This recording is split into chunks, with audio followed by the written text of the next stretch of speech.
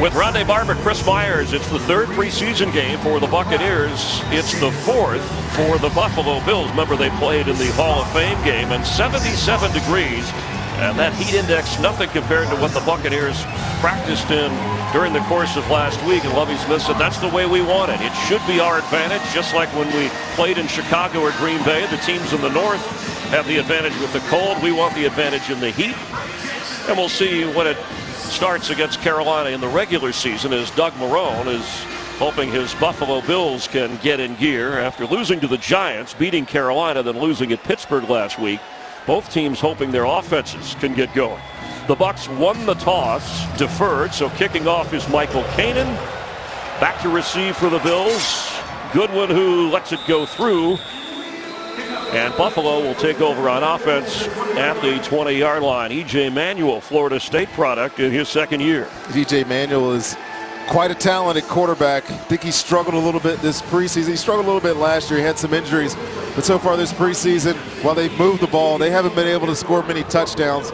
This offense, while good, a lot of weapons, needs him to play better if they're going to be a successful team in 2014. C.J. Spiller, the running back, from the 20. Manuel to throw, flips it out, caught by the fullback Frank Summers, and knocked out of bounds. As we check the Bills offense and the starting lineup, brought to you by Helicon Property Restoration. We keep our promises. C.J. Spiller there, the explosive running back. Obviously they have the other running back there as well, Mike Williams, who we all know in Tampa. Sammy Watkins, the outstanding rookie from Clemson, who was drafted in the opening round. Robert Woods also at receiver. You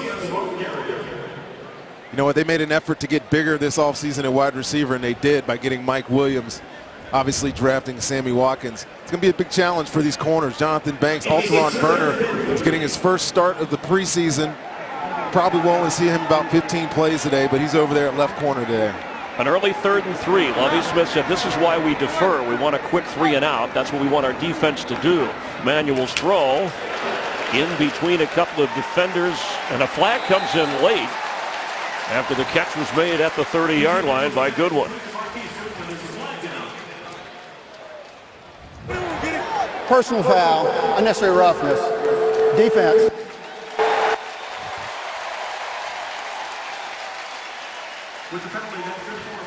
Number 59, early hit to the head of the defensive receiver. 15-yard penalty, automatic first down.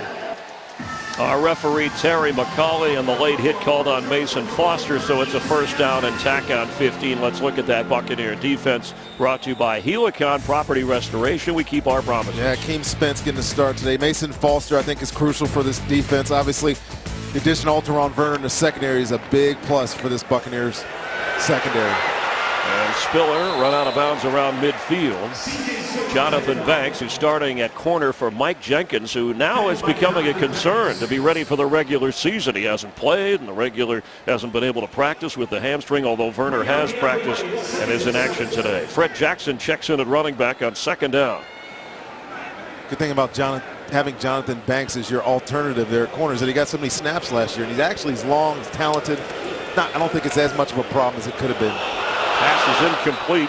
Fred Jackson, the target. Good pressure coming from the Bucs. Yeah, pressure there by Danny Lansana, who is starting today in place of Jonathan Casillas, who actually didn't make the trip.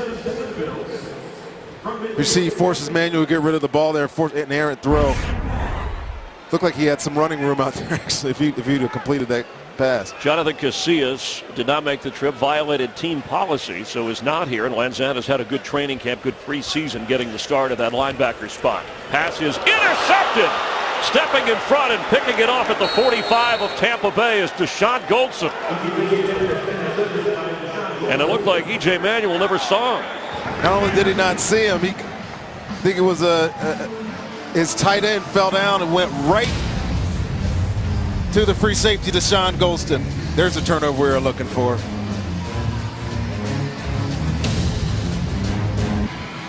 Deshaun Golston with the first interception of the preseason for the Buccaneers. They'll take over on offense.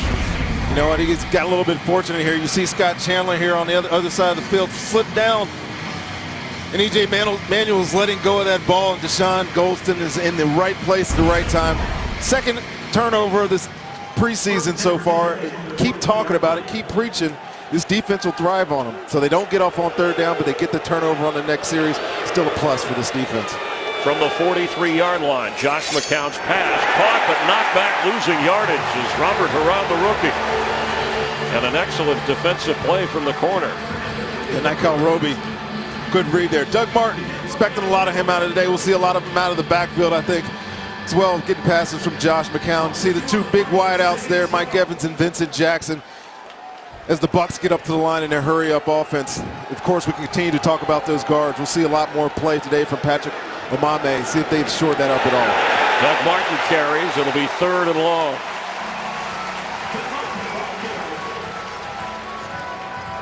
And let's check out our Helicon starting lineups on the defense for the Buffalo Bills. They were second in the National Football League in sacks with the quarterback with 57 behind Carolina. Yeah, Kyle Williams isn't starting tonight, but those other three guys were terrors last week. And this secondary was also second in the league last year with 23 interceptions. They are very formidable on that side of the ball, Chris. On 3rd down and 13. McCown in the pocket, the ball's loose. The Bucs got it back. It popped out and was recovered by one of the linemen. In fact, Patrick Omameh saved a turnover, and that was not a spectacular start on offense for the Bucs. No, and it's hard to blame your offensive lineman when you got this much time. Obviously, Anthony Collins gets beat for the sack there, but this is one issue I think that Josh McCown has, holding on to the ball a little bit longer. Michael Kanan, good pressure, but he gets it away. And inside the 15. Excellent special teams play, knocking him back. The Bucs special teams unit, there's a flag down back inside the Tampa Bay 40. Receiving team number 93. After this is the goal. 1st down, timeout. Correction, play.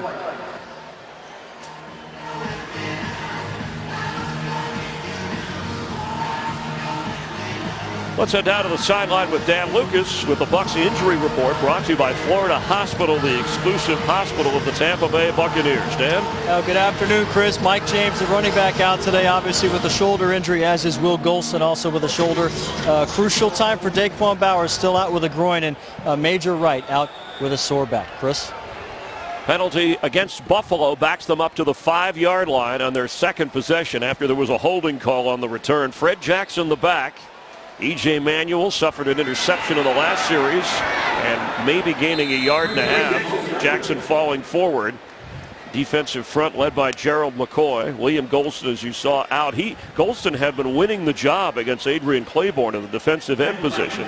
But if you're not healthy, you can't gain, and that goes for Daquan Bowers as well. Daquan Jenkins is, too. These three guys that they expected to compete, not being able to play, is definitely hurting their chances. Hit in the backfield, but powering forward is Jackson, stopped at the 9-yard line by McCoy. Gerald McCoy, the 2-time Pro Bowler, the tone setter of the Buccaneer defense up front, and a guy that Bubby Smith will rely on throughout the season. Be interesting to see this entire day if Buffalo tries to continue to run this ball down Tampa Bay's throat. No one's been able to do it successfully so far in the preseason. I think this game's going to come down to EJ's arm and this Buccaneer secondary. On 3rd down, Manuel's pass complete. Jackson well short of the 1st down. We could talk more about E.J. Manuel, who had a lot of ability, but some questioning his downfield accuracy, just his quarterback awareness at the professional level. But the Buffalo offense stalls again, and the Bucs force Brian Moorman into punt, standing in his own end zone. Solomon Patton, who has the return job at the moment. It's his to hang on to. Punt returns and kickoff returns. The former Florida captain, who we'll see on the receiving squad as well. Short kick down by Buffalo across their 45-yard line. An excellent field position for the Buccaneers on their second offensive possession. Scoreless, Bucs and Bills at Ralph Wilson Stadium. Bucs and Bills scoreless. Closed captioning brought to you by McDonald's new jalapeno double burger. Now just $2 for a limited time. Josh McCown has been limited in the preseason. He's only attempted prior to this game 11 passes, completing 7 of those. He had the interception against Jacksonville, but the touchdown against Miami, and starting from just beyond the 46 with Doug Martin in the backfield.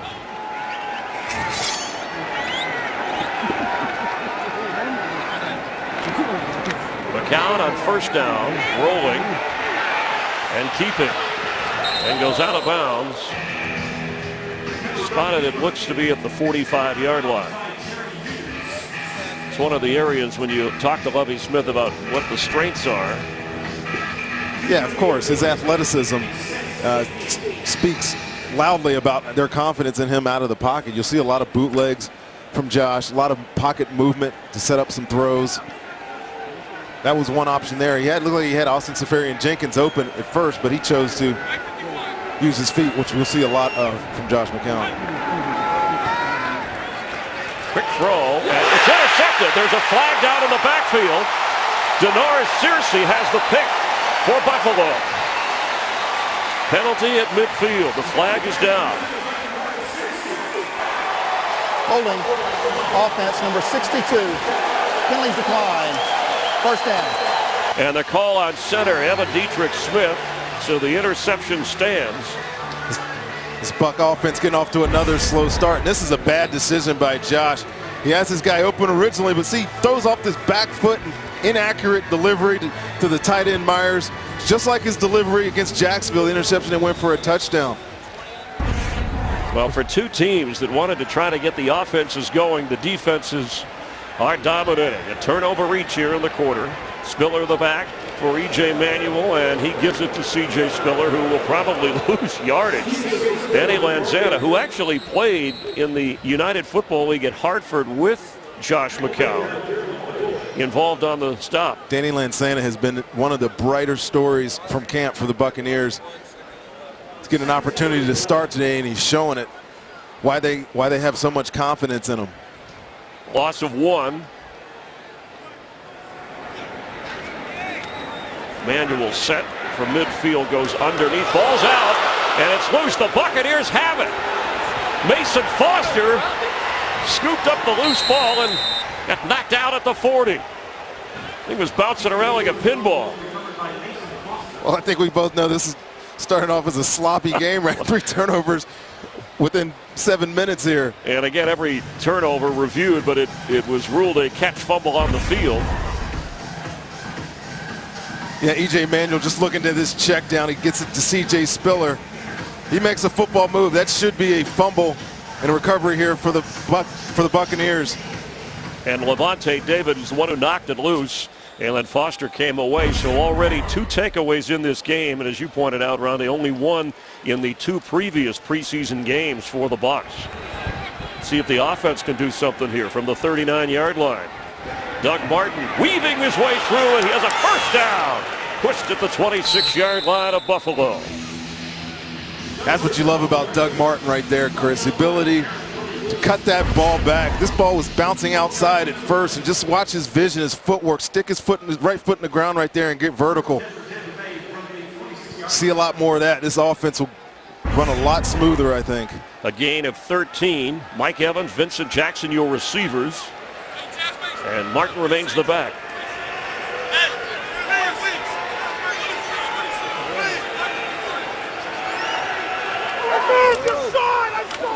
Doug Martin met right away. There was nowhere to go. Brandon Spikes, the former Florida Gator and New England Patriot, made the tackle. It'll be a loss of 1. Yeah, both of these fronts, Chris, are dominant, really big athletic players on both sides of the ball. It's going to be again a struggle, I think, for either one of these teams to run the ball effectively. Big challenge for these guards. 2nd down 11.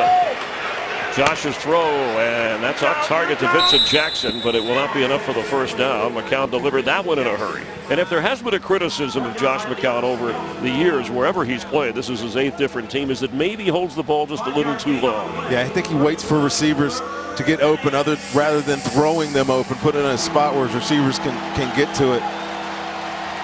But his success last year is pretty unparalleled. The numbers in Chicago were outstanding, and if you ask him, he said he elevated himself to that level, and he wants to continue that elevation this year in Tampa.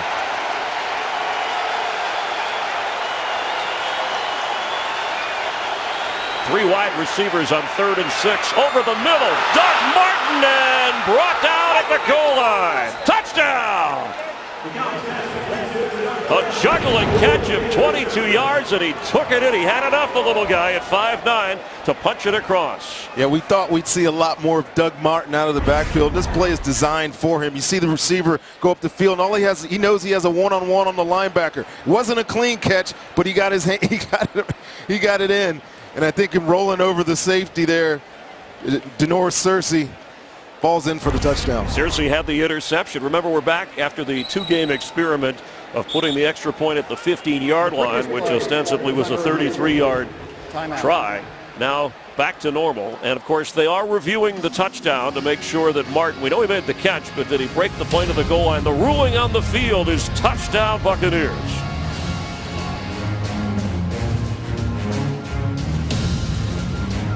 The touchdown ruled on the field by Doug Martin, a 22-yard catch, was reviewed. Terry McCauley, our referee. Let's listen. After review, the runner was down with the ball just inside the 1-yard line. It will be 1st and goal for Tampa Bay, just inside the. This looks like the right call on the replay we saw, where Martin's rear end. His right cheek hit the turf at the 1-yard line. Yeah, and we should show that replay when we get an opportunity. The officials were looking at the Buffalo feed, not this feed, but it's relatively clear here. Yeah, I don't think there's any doubt that Searcy pulls him down at the 1-yard line. The ball has clearly not crossed the plane. So they got 1st and 10 on the 1-yard line, and you see big Jaworski Lane in there at fullback. 3 tight ends, Martin the back, the carry, the touchdown. All right, so he really had 2 touchdowns in his head, but at least that was the ruling on the field. I'm sure they'll check this, but he's in to give Tampa Bay the first quarter lead. That big push from those 3 tight ends, Jaworski Lane right up the gut.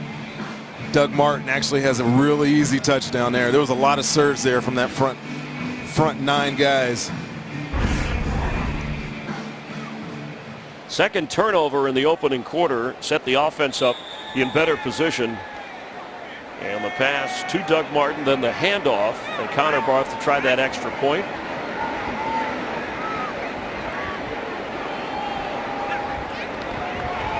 And make it 7-0 Tampa Bay. Boy, the Buccaneers, when they do get touchdowns, they don't make it easy. Remember Mike Evans last week, last one in the end zone against the Dolphins, but this one is good, and Doug Martin pushes Tampa Bay out in front. In sunny Western New York, the Bucs with a 7-0 lead. Doug Martin with the touchdown run and the end zone celebration. What's going on here? Very creative ice bucket challenge celebration. There's mine. Doug's looks a lot warmer. Millions and millions of dollars have been raised for a good cause in that department. And Doug Martin, who will have to carry more of the load with the Sims injury. He's out for at least half the season. He was going to be involved in the offense like Doug. Kanan kicks off. Marquise Goodwin is going to bring it out. And stopped across the 16-yard line. This game is brought to you in high definition by Bright House Networks, the most preferred TV provider in Tampa Bay. Well, for E.J. Manuel and this Buffalo offense, you know, they've had concerns about their offensive line as well. In fact, Doug Marrone talked about maybe having starters settle in a little bit longer in this game. But for Manuel, with the interception and then, of course, completing a pass, the fumble, 2 turnovers on 2 drives, and now in a 7-0 hold with C.J. Spiller, the running back. Spiller the carry and gets across the 20-yard line. You look at this Buffalo team just in general, and you got to wonder, man. It's second in the league in sacks, second in the league in interceptions, second rushing offense in football last year, and they only won 6 games. So, the questions beg themselves. Is it the quarterback? Is it something else? Quarterback's young. Obviously, he's a rookie, but I think they're expecting a lot better play out of him if they're going to get anywhere. It's a fair question for Doug Marrone. That pass is incomplete across the 30-yard line. Doug Marrone, the former offensive coordinator with the New Orleans Saints, and was a lineman when he played in the NFL with the New York Jets. One of the all-time good guys. I had an opportunity to do a couple of his games last year. Sitting down with him, you got to root for him. And this team in this city would love for them to become successful once again. It's been a long time for this organization. It's the home opener here in the preseason in the renovated Ralph Wilson Stadium, which looks great today. And the fans hoping to explode. Passes floated for former Buccaneer Mike Williams. Remember, Tampa Bay traded him for a 6th-round pick, in which they used to draft the rookie Robert Huron, who we've already seen this preseason. Wonder how many times Jonathan Banks had to deal with that completion last year when Mike Williams was in Tampa. It's actually a well-thrown ball where only Mike could get it there on the sideline. Gain of 11, first down. Pressure coming, picked up, pass is thrown again, and Williams can't hold on. And their covering was Jonathan Banks. EJ looks like he wants to feature Mike a little bit here. Those last 2 throws, he drops back. He's his only target. One of the things about EJ, as we continue to expound on some of his struggles, is that he doesn't see the field that well. He finds one guy and really doesn't move off of him. Alter on Werner on the other side, number 21 for the Bucs, his first preseason action of the season.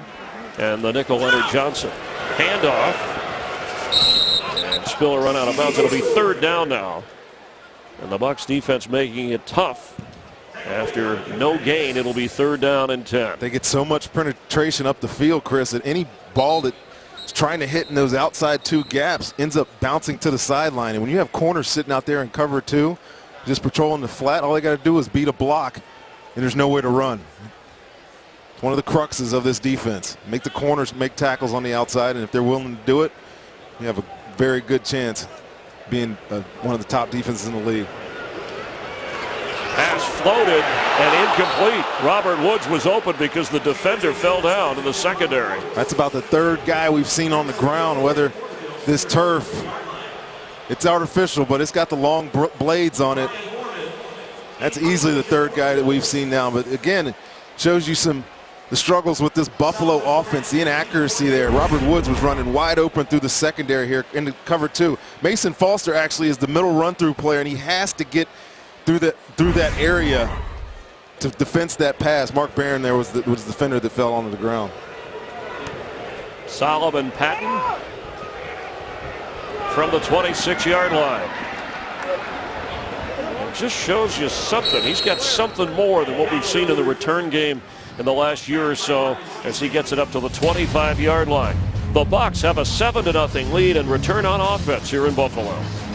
Rodney Barber, Chris Myers here in Buffalo, where the Bucs have a 7-0 lead in the football. Ellen and Steve Harvey are moving to News Channel 8. You can watch September 8th for the premieres of Steve Harvey at 2 and then Ellen at 3 right here on 8. That's News Channel 8. Josh McCown, 3 out of 4 so far, has suffered an interception and had that pass that got Doug Martin down to the 1. Originally ruled a touchdown. After being reviewed, they said no, but then Martin punched it in from the 1-yard line, and he's the back. First down from the 34-yard line. Martin the carry, some tough yards, stopped just across the 39-yard line. We'll call it a pickup of 5. The 3rd-year running back for Boise State was on his way to another great season last year before the injury, the shoulder injury in the 7th game. It really forced the hand of the Bucs last year when he got hurt. All those different guys had to come in and step up, and they did well. Gives them a lot of options this year, though. Martin carries again, somehow cleared through a crowd and got the first down. One of the crowd there was his own offensive lineman, Patrick Amame. kind of just standing around. You see him get initial block, and then he's almost tackling his running back. Yeah. Well, I've heard defenders say that because he's so smallish, you can't find him. You can't see him until he's right on you. That's exactly what it is. And he's such a tough runner. His legs never stop moving. Gotta love Doug Martin. If he can, get back to that rookie season form, man, watch out. From the 45 of Tampa Bay, Mike Evans, #1 pick, bottom of your screen as a receiver. McCown going that way, and he's open. His defender, he had worked him out of the picture, and that's a first down catch for Evans. Leotis McKelvin, a very good corner, was over there. Leotis McKelvin's getting his first playing action in the preseason. He's been hurt a little bit. But again, another guy, a defender that falls on the ground. Josh with the play fake holds that secondary a little bit. And, Mike Evans, I'm not sure what he did at the top of his route there, but he had his corner on the ground. Good throw and completion, first down. We're looking for some sustained drives, and so far, we're seeing it a little bit, other than those first couple of mistakes. Josh McCown in trouble and gets rid of it wisely in a hurry to avoid the sack. Jaworski Lane in the area, but that was just get rid of it as Corbin Bryant, number 97, second-year player from Northwestern, was coming after him. So Corbin Bryant up there working on O'Neal Cousins, and he gives him a little outside shutter.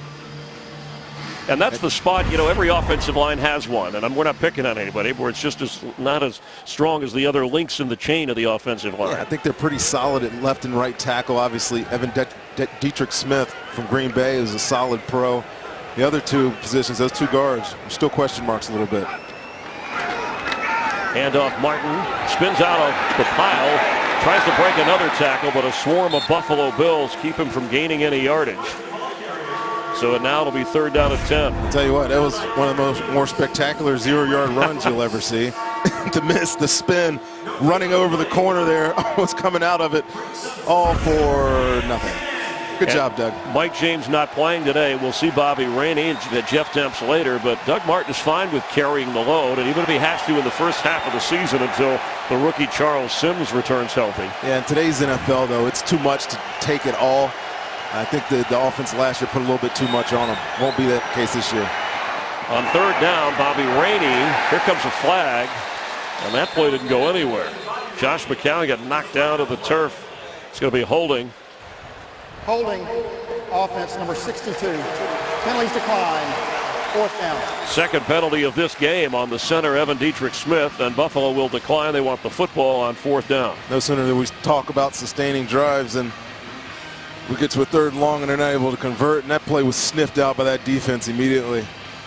Well, the penalties, which were the numbers piled high for the Bucs in their opener, and then they weren't that bad. They decreased last week, and a couple already early on Evan Dietrich Smith.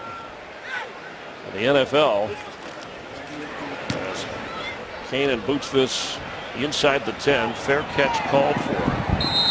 The NFL says after so many penalties last week, they think they're just they're making that emphasis that they will decrease once the regular season rolls around. Join us Thursday night. Your Bucs close out the preseason against Jake Gruden and the Washington Redskins.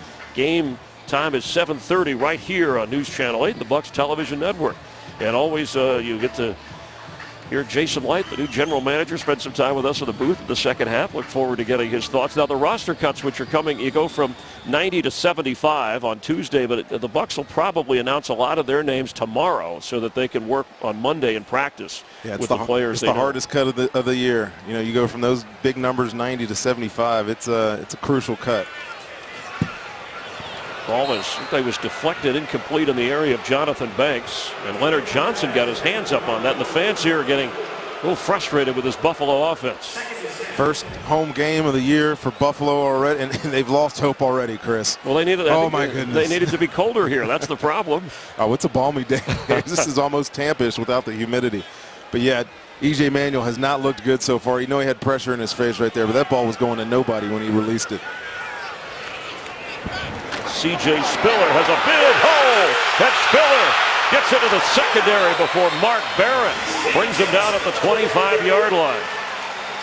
An 18-yard run. That's Buffalo's best offensive play of the game. Got a little trap draw there. Leonard Johnson actually is the defender that needs to be inside of that receiver to make that tackle. But, man, Mark Barron Talk about putting your face on somebody. That was a textbook tackle right there. On first down, Manuel on the move, floats into the sideline, caught by Mike Williams. Ruled a catch. Nice job of keeping his feet in at the 45. We'll call it a 20-yard gain and another first down for Buffalo.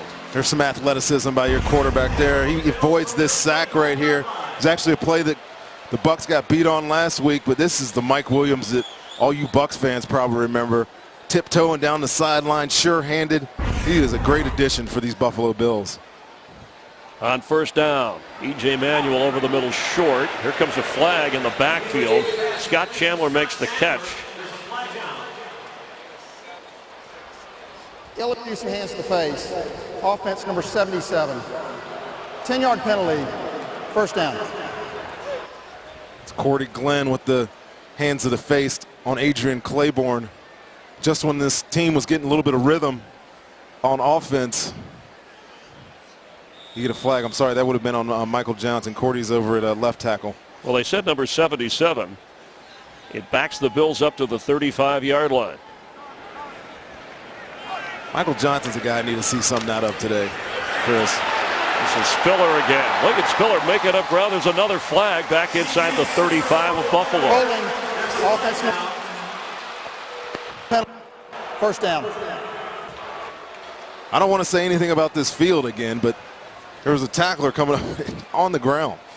Well, you and I walked across before, and it's slick. As you said, the thicker artificial surface, but maybe the heat and humidity has something to do with it. Maybe. There's some blades. You see Deshaun there. I mean, they took a bad angle coming out of the hole, but easily the fourth or fifth guy on the ground today. Devron Carr makes that tackle. Got bailed out, though, by a holding call. So Fred Jackson is the back. There's the turf. You see the grass, long blades. And the Bucs make sure that goes nowhere. Gerald McCoy and Clinton McDonald up front. Clinton McDonald, the former Seattle Seahawk, as the first quarter is winding down. I think those two can be a dominating force this year, Chris. Clinton McDonald from Seattle. Great player at nose tackle, and we all know it. Gerald McCoy is at under tackle, that three technique. Penalties put Buffalo in a hole, and that's the end of the opening quarter on the Haverty's scoreboard. The Buccaneers lead the Buffalo Bills 7-0. Bring your vision to life at Havertys.com. Havertys, discover something you. With Rondé Barber, Dan Lucas on the field, Chris Myers, and your first quarter statistics brought to you by your Suncoast Hyundai dealers. Discover the completely redesigned 2015 Hyundai Sonata at your Suncoast Hyundai dealers today. Tell you what, it's 2nd and 35. This drive feels like it's been going on for about 5 minutes. It's only second down. Only one penalty that was accepted on the Buccaneers and Lovie Smith's team in that first quarter. 2 takeaways, interception, fumble recovery. Buffalo has 3 penalties, and that's what has put them in this hole, and a chance for the Bucs defense to do something else here. Inside the 20, Fred Jackson the back. E.J. Manuel from the pocket is going to float it, and incomplete. He just wasn't quite sure what to do, and there's a flag down inside the 19-yard line. Illegal forward pass. Number 3 threw the ball from beyond the line of scrimmage. 5-yard penalty. Loss of down. Third down. Yeah, it's only 3rd and 40 now, Chris. I mean, this is just a horrendous drive for Buffalo. There's not much Nate Hackett, who's the offensive coordinator at Buffalo, can call for 3rd and 40. All right, but if you're sitting on that Bucs defense, this is an opportunity here, unless they just hand it off for field position. Yeah, this early in the first half, still getting in the second quarter, I'd be surprised if the Bucs or if the Bills made an opportunity to throw the ball down the field. This is just going to be a draw or some check down or screen. Yeah, that's exactly what it is to Fred Jackson. And the Bucs stop him at the 25. Levante David, who caused the fumble that Mason Foster came up with, made the tackle. And the fans are booing the offense once again. Well, you know, they had some plays there. It's a screen. You see the 2 lead blockers out there. Levante David with that athleticism just makes a miss. The corner with support from the outside. Make sure that the Bucs get off on 3rd down. One of the things about holding them down here, get a backed up punt and get a better field position. See if Solomon Patton can return this. Brian Mormon with the boot. It's short again. He had a short punt in the opening quarter. Solomon Patton will not have a chance, and Buffalo downs it. They should whistle it up across the 46-yard line of Tampa Bay, where the offense will take over. The copyright of this broadcast is owned by the NFL on behalf of its member clubs, including the Tampa Bay Buccaneers. All rights to this broadcast reserved. Any rebroadcast, recording, retransmission, or other use of this broadcast without the express written permission of the NFL is prohibited. Spotted at the 48-yard line. Excellent field position once again. Mike Evans, the rookie receiver, top of your screen on the right of the quarterback. Vincent Jackson at the bottom of your screen. And Bobby Rainey is in at running back with Lonnie Pryor, the fullback. Rainey the carry, and he's hammered. Knocked out inside the 45 the minute he got the football. Buffalo with Keith Rivers, the former Giant, flooring him. Yeah, this is straight into the backfield there. You got to believe that the Bills had a zone blitz, some sort of pressure going right there, because that was not a read. He was on the move as soon as that ball snapped, ran right into the play. Two receivers on the left, bottom of your screen. Josh McCown from the pocket goes the other way and completes the high throw, but the catch made by Mike Evans, his second of this game. Real sure-handed catch by Mike Evans too. That ball, it wasn't a perfectly thrown ball. And you just, as you're looking at him there, look at that wingspan. Look how long his arms are. This guy can catch anything in any area. Great addition to this Bucs team. To the line without a huddle. Rainey, the running back, lines up as a receiver. You've got Brandon Myers and Mike Evans on the left side, bottom part of your screen. Empty backfield here. Need to get to the 42 for a first down. Pressure coming. McCown throws. It's caught. And he holds on. Even though he's shoved back, Vincent Jackson should have enough for the first down. Strong arm throw there by Josh McCown. Found his big receiver, Vincent Jackson. Really just playing basketball there on his defender. The pass hit him right between the 1 and the 8 and the 3. At the 40-yard line, it is 1st and 10 Buccaneers, already leading 7-0. The starters have gone all the way, other than Doug Martin, who had the touchdown run. In this drive, it's been Bobby Rainey. McCown, a lot of room to run. He's going to have a first down and get out of bounds. All the way down inside the 22, maybe the 21 of Buffalo. A 19-yard run. We know for sure he's not scared to get out of the pocket and use those legs. Talk about his athleticism all you want. This pass sets him up in the pocket. DeMar Dotson and Myers over there at tight end gave him a clean little running lane, and he didn't even think about throwing this ball. At age 35, he was moving 16 quarterbacks drafted in 2002, Rondé, and Josh McCown is the only one that is still active in the NFL today. How about that? How about that? Jeff Dempst checks in at running back with Bobby Rainey. McCown on first down. Throws. Jeff Dempst could not hold on. He had a great opportunity to make a huge play there. But Jeff Dempst is not what you would call football ready. He's got some growing to do. That ball hits him in the hands. That should have been a completion. Touchdown, huge play. And Jeff Dempst has just not, he's been fast in practice, but in games it just hasn't translated. And he might be a guy on the fringe when you talk about roster cuts or maybe a practice squad. Yeah, you're looking to make the team. One way to do it is splash plays. That would have been a big one for him. McCown 7 out of 10 so far, 50 yards. They fake the reverse, and Rainey goes nowhere. He'll lose yardage. Buffalo was ready for that. Duke Williams coming up from the safety spot. He's a backup to Searcy. Made the play, and they'll spot it back at the 27, so it'll be 3rd down and 16. Had a nice drive going there. The missed opportunity for the touchdown, and then the tackle for loss. Could be looking at a different situation up here, but now Jeff Tedford's got a 3rd and 16 on the 27-yard line here. If it was me, he's definitely looking for some quick completion here. Make sure you're in field goal range. Three wide receivers. The give is to Bobby Rainey. An interesting call that goes down to the 25-yard line, but maybe you want to give that field goal battle a try here. I was just going to say the same thing, Chris. This battle now between Connor Barth and Patrick Murphy is really heating up. Lovey really thinks that Patrick can kick in the league this year. So you give your incumbent, even though he didn't kick last year, you give him a chance here. It's 43-yard field goal. It's Connor Barth this time. Patrick Murray will get an opportunity, and I know that Lovie Smith has said he deserves to kick in the NFL. But Barth is the leader, but the competition is close from 43 yards away. And the kick is good. Connor Barth makes it a 10-0 Tampa Bay lead. The drive stalls, but Barth is on target for Lovie Smith. The Bucs will kick it away, leading by 10 in Buffalo. Back in Buffalo, let's take a look at the GMC scoring drive. We are professional grade. And that man, Connor Barth, who was injured all of last year but was clutch prior when the Bucs called on him. 8 plays, 27 yards, just over 4 minutes of time consumed, and 43 yards was the field goal. And that's what Lovie Smith said will decide it. It's not a money thing, a youth thing. It's who can make the kick in the game when it matters. And certainly Barth has shown that. And Patrick Murray has the ability to do that given the opportunity, and we should see him later in the game as Michael Kanan will continue to kick off and punt.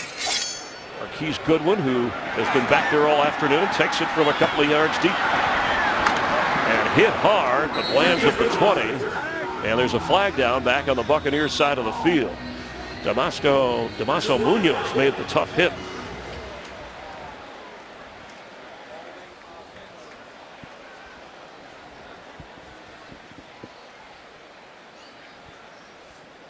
You talk about that competition between Connor Barth and Patrick Murray. They're two really different type of kickers. I think we're looking at Terry McCauley, Rondé, decide on what the penalty call is and the effect on field position. There are 2 fouls on the play.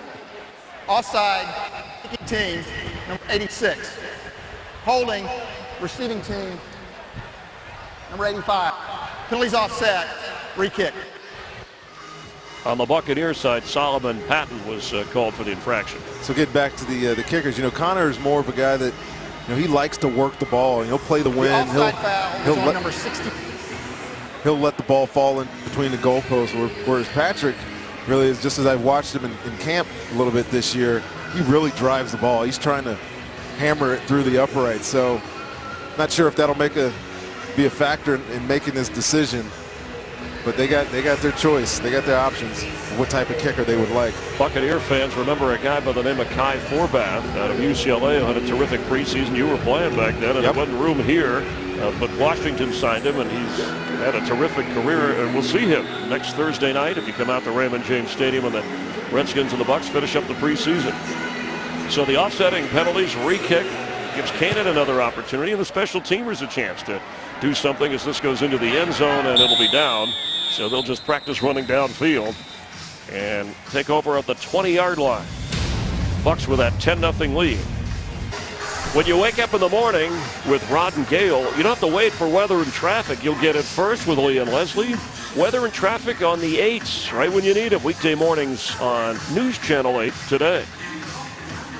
Buccaneer fans making the trip. By the way, the Rays playing in Toronto nearby lost a tough one in 10 innings, 5-4. Brian Ford is here, the Chief Operating Officer. Want to wish him and his wife Judy. They celebrated their 25th wedding anniversary this month. And I think many of the players here, right? We have Joel and Ed, Brian here. Yeah, I think the whole family. I saw them down there before the game. Very close to Rochester, where his family is from. It's not surprising that there's a lot of Glazers in attendance. Loss of 1. Buffalo goes to the line without a huddle. 9.5 to go in the second quarter. E.J. Manuel, quick pass is caught at the 25. 3 Bucs are right there to push Lee Smith down in a hurry. Lee Smith caught that pass in front of those linebackers, and about 3 guys hit him immediately. And what you'll notice if you follow Lovie Smith and how he likes defenses, they're going to be ripping at the ball. It was a trademark of them in Chicago, and he's trying to bring that same culture here to Tampa. And he says you can rip at the ball and still make the tackle. Those are not two separate acts. On third down, Manuel throws, and it's almost intercepted. There's a flag down to the secondary back at the 45-yard line. Quentin Pointer is battling Leonard Johnson at that nickelback position. Your old spot, Rondé, was there on the coverage and almost had the interception. 2000 play, holding, defense number 33. That penalty's declined. Illegal attack, defense number 27. 5-yard penalty, automatic first down. Penalty called on Banks. That was accepted, not on Devrin Carr. Let's head down to the sidelines. Dan Lucas with a Florida hospital injury report. Yeah, Chris, fullback Jaworski Lane came off the field, injured his hand, but his return is probable. So they worked on him. Jaworski Lane probable. All right, thanks, Dan. Fresh set of downs for Buffalo. On first down, the screen is set up. And C.J. Spiller, here comes a flag on the back end of the play as he goes out of bounds with a first down, but it's back in the area of holding. Illegal block in the back. Offense number 70. 10-yard penalty. First down. C.J. Spiller is one exciting running back when he gets the ball in his hands. You know, there's some talk about him getting out of Buffalo, maybe a trade on the horizon for him, but they cannot afford to lose this guy. He's such a big part of this offense, but these penalties are killing them today, Chris. They're going nowhere. And Doug Marrone sees the numbers already. Eric Wood, the center, called for the infraction. Yes, Spiller with a contract. You know, they acquired Bryce Brown from the Eagles to give them depth there with Fred Jackson. Also Anthony Dixon, the former 49er. But Spiller, a game changer. And E.J. Manuel is going to go down. The third sack of the preseason, and Adrian Claiborne. Looked like the ball came out, and the Bucs have it. It was not ruled down. That's going to be a touchdown. Clinton McDonald. Yeah, there definitely wasn't a whistle there. Yeah, there was no whistle. There was no ruling that the play ended. It just looked like it ended, and I think that's what Buffalo thought. So credit Clinton McDonald for being alert, scooping the football and taking it into the end zone. Watch Adrian Claiborne there at left end. He's really just running some interference for some of his players, for his teammates. And then Michael Johnson's in there on the hit to force the fumble. And Clinton McDonald, being very ball aware, picks that things up, rolls around, and gets into the end zone. Previous play is under review. And they're going to review this. They might say that McDonald, when he fell to the ground to get the football, was touched by a bill and would be down. It's a scoring play and a turnover or change of possession, so automatically it's being looked at. But the ruling on the field, sack, fumble, touchdown, Bucs. Celebration on the Buccaneer bench as they have reviewed the play. After review, the fumble is confirmed and the ruling on the field stands. Touchdown. Yeah, there was a ref standing right there looking at that play the entire time. You saw him there in the top of your screen as Clinton McDonald rolled in there for a touchdown. He didn't call it down by contact. I don't think there was any way they were going to overturn that. So Adrian Claiborne and Michael Johnson caused the fumble. Clinton McDonald, a 17-yard touchdown return of the loose football, and Connor Barth to try the extra point. And it's good. McDonald led all defensive linemen in the league last year with 4 takeaways. He had 3 fumble recoveries and an interception. And in his first Buccaneer preseason shining moment, defensive coordinator Leslie Frazier looking on proudly. Let's take a look at the GMC scoring play. We are professional grade, and it's all about the big guy, Clinton McDonald, scooping it and taking it into the end zone. And Lovie Smith, remember, as a head coach in Chicago from 2004 to 2012. His teams led the entire NFL through that stretch in takeaways. You talked about it right before that play happened. Making tackles doesn't preclude you from stripping the ball out or going after the ball, and that's exactly what Michael Johnson did as Adrian Claiborne was bringing down E.J. Manuel on that sack. Huge play. Connor Barth into the end zone, and it's going to be brought out by Goodwin again. And his best return of the day out across the 25, and guess what? No flags. Get complete Bucs coverage on Bucs Bonus. Watch before every preseason game, and once the season begins, you can watch Bucs Bonus every Saturday at 7 here on News Channel 8. Dan Lucas making sure that you're up to date with everything Buccaneers, and he's working the sidelines. You'll hear from him at halftime. He'll also catch up with Lovie Smith and keep an eye on any injuries that may unfold, and you certainly hope not in the dress rehearsal for the regular season. Pass is tipped and incomplete. Mason Foster, who has a fumble recovery, got his hand on the football, and E.J. Manuel is hearing it from the home folks again. Well, he put that throw right where he's supposed to. Mason Foster, you see him there, Mike linebacker, is the middle run-through player in this Bucs Tampa 2 defense. Actually makes a good play there, but he's hard on himself. He's got to be deeper than the deepest receiver through the middle of the field there. Hardy Nicholson will be on him for that later. And C.J. Spiller, you talked about the terrific runner as Foster makes the tackle. He's from Lake Butler, Florida. The former Clemson Tiger. I said something bad about Mason before, but he does an excellent job on that tackle right there. Voided a blocker, stepped right back into C.J. Spiller's cutback lane, and strong tackle. Now third down for Manuel, who's 8 of 16. Each to get to the 36 of Buffalo for a first down. Pressure coming, and he is brought down. Larry English, the former first-round pick of the Chargers, who was picked up the week before last with the sack. Well, it's easy to get sacks when nobody's blocking you. This offensive line here at Buffalo is in dire straits right now. Talk to their coaches. They don't know who their starting five is going to be. Everybody's shaking their head right now. You almost feel bad for E.J. Manuel. They can't get anything going right now, and these fans right now are not happy. Mormon booms this. Solomon Patton chasing it inside the 20. No fair catch, but he held on. Wow, what a hit. Duke Williams. Hey, big play by Duke Williams there. Even bigger play by Solomon Patton, if you ask me. Being able to hold on to that ball, taking that hit. That catch and connection were at the exact same time. And you go back to Larry English, who made the defensive play, the sack. He's in a battle with Scott Solomon and Stephen Means. Means has a sack in this preseason. Yeah, Scott Solomon's been the guy as that third D end that's been bringing a little juice to the position. Larry English is a guy who's really is probably one of his last shots here as a first-round player in 2009 that didn't make it in San Diego. Doug Martin checks back in at running back and spins up to the 20-yard line. And this is probably what we'll see in the regular season, right? With Doug carrying the load and then sharing with Bobby Rainey, and then depending upon whether it's Jeff Demps or Jaworski Lane providing depth, Mike James if he's healthy. Well, you asked what we were looking for at the top of our show out of this Bucs offense, and I think we're seeing a little bit of it. There's obviously going to be more wrinkles that Jeff Tedford throws in there when Carolina comes to town in 2 weeks. But right now, the rotation, the backs, the quickness of the plays, this is the Bucs offense of 2014.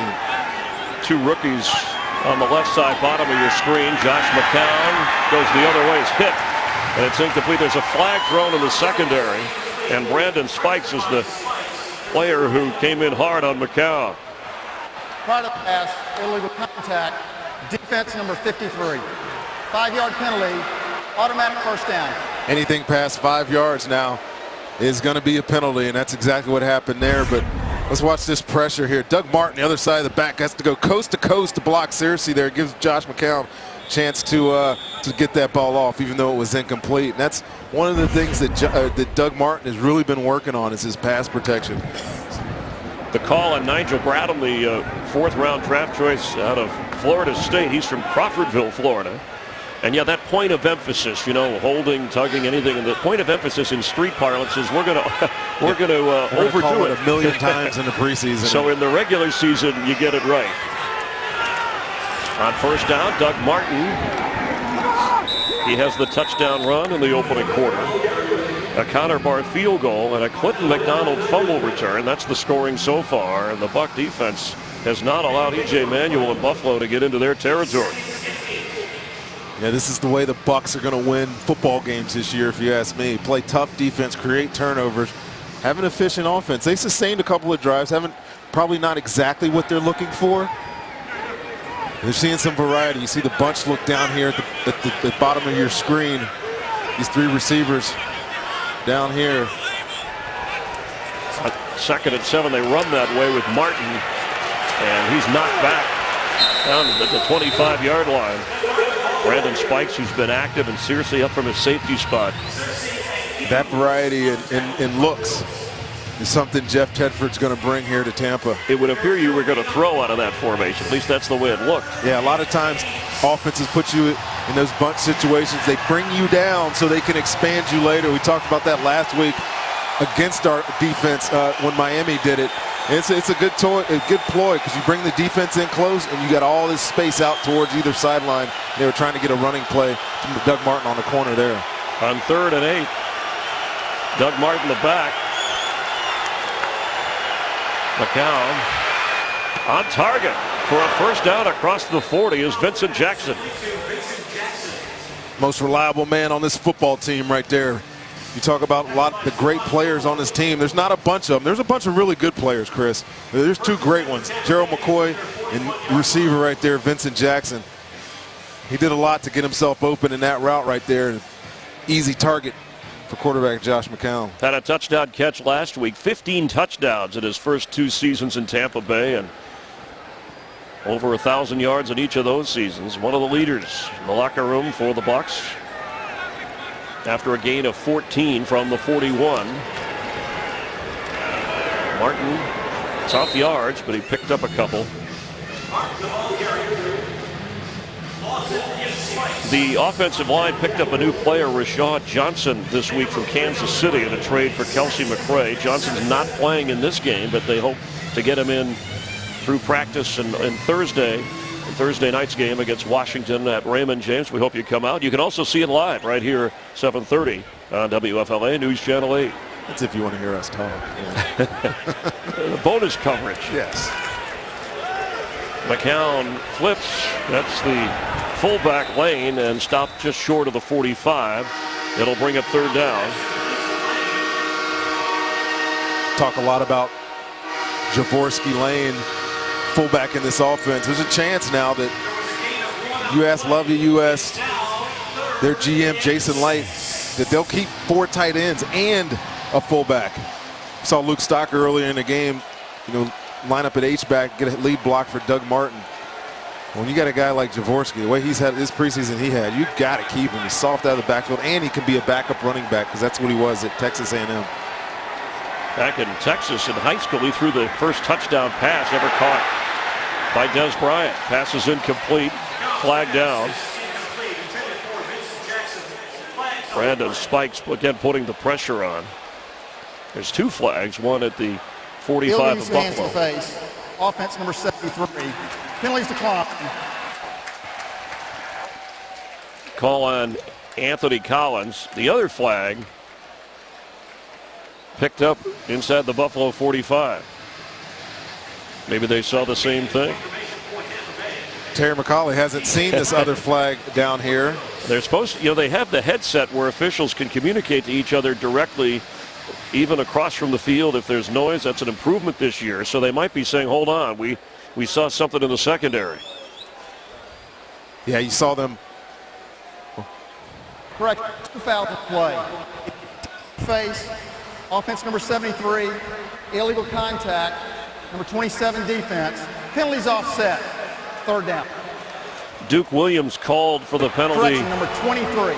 All right, he just corrected that, so it's not Duke Williams, it's Aaron Williams. Actually, I don't think it was Aaron Williams either. I think it was Stephon Gilmore. But okay. Either way, that was an odd sequence of events there. Well, they missed the second flag. Terry McCauley was making the call over here behind the line of scrimmage down on the 30. This other flag was clear on the other side of the field on the 40-yard line. And the back judge down here, the line judge down here is like kind of waving his flag. Yeah, he's standing by his flag. Don't forget about me. The bottom line is they get to replay the down on 3rd down and 7. 3rd down from just inside the 45. Yeah. McCown floats one, and it's caught for a first down. Vincent Jackson goes out of bounds inside the 43 of Buffalo. Yeah, you find any way you can to maintain drives in the NFL. We talked about no more joshing around. Need to sustain drives. This is it right here. See Vincent Jackson right there under your screen. Just ran right underneath there. Found the seam, had all his other receivers clearing out. Josh McCown steps up in the pocket, finds some time. It keeps this drive alive as well. McCown last year 13 touchdowns, just 1 interception for the Chicago Bears. Impressive numbers, earning him a 2-year contract and the starting job for the Bucs as Doug Martin runs hard. Man, strong run in there. Put his hand in defender's face here. See him slip a little bit here, but look at this. Running through tackles. That is the 2-minute warning. Strong back there. He got 8 yards out of that. And welcome back to Ralph Wilson Stadium. 17-0 Bucs coming up at the half. We'll talk to the coach, Lovie Smith, and then take a News Channel 8 news break. And I'll have first half highlights for you all coming up at the half. Chris? All right, thanks, Dan. Come back at the half. Dan will talk about some of these stats. Looking at it right now, as I'm looking at it right now, the Bucs only have 2 more plays than Buffalo has on offense, and we're on either side of the coordinators. Tedford's on our left, Hackett's on our right, but one is very excited, the other is not, because the time possession is 5-minute different in a half is a lot of time for these Bucs to have a ball. Josh McCown, 10 out of 13. He's been sacked once, suffered an interception. Throws high, but caught, and slipping a tackle is Vincent Jackson, and then getting out of bounds. Should be good enough for the first down, and it is a first down, Tampa Bay.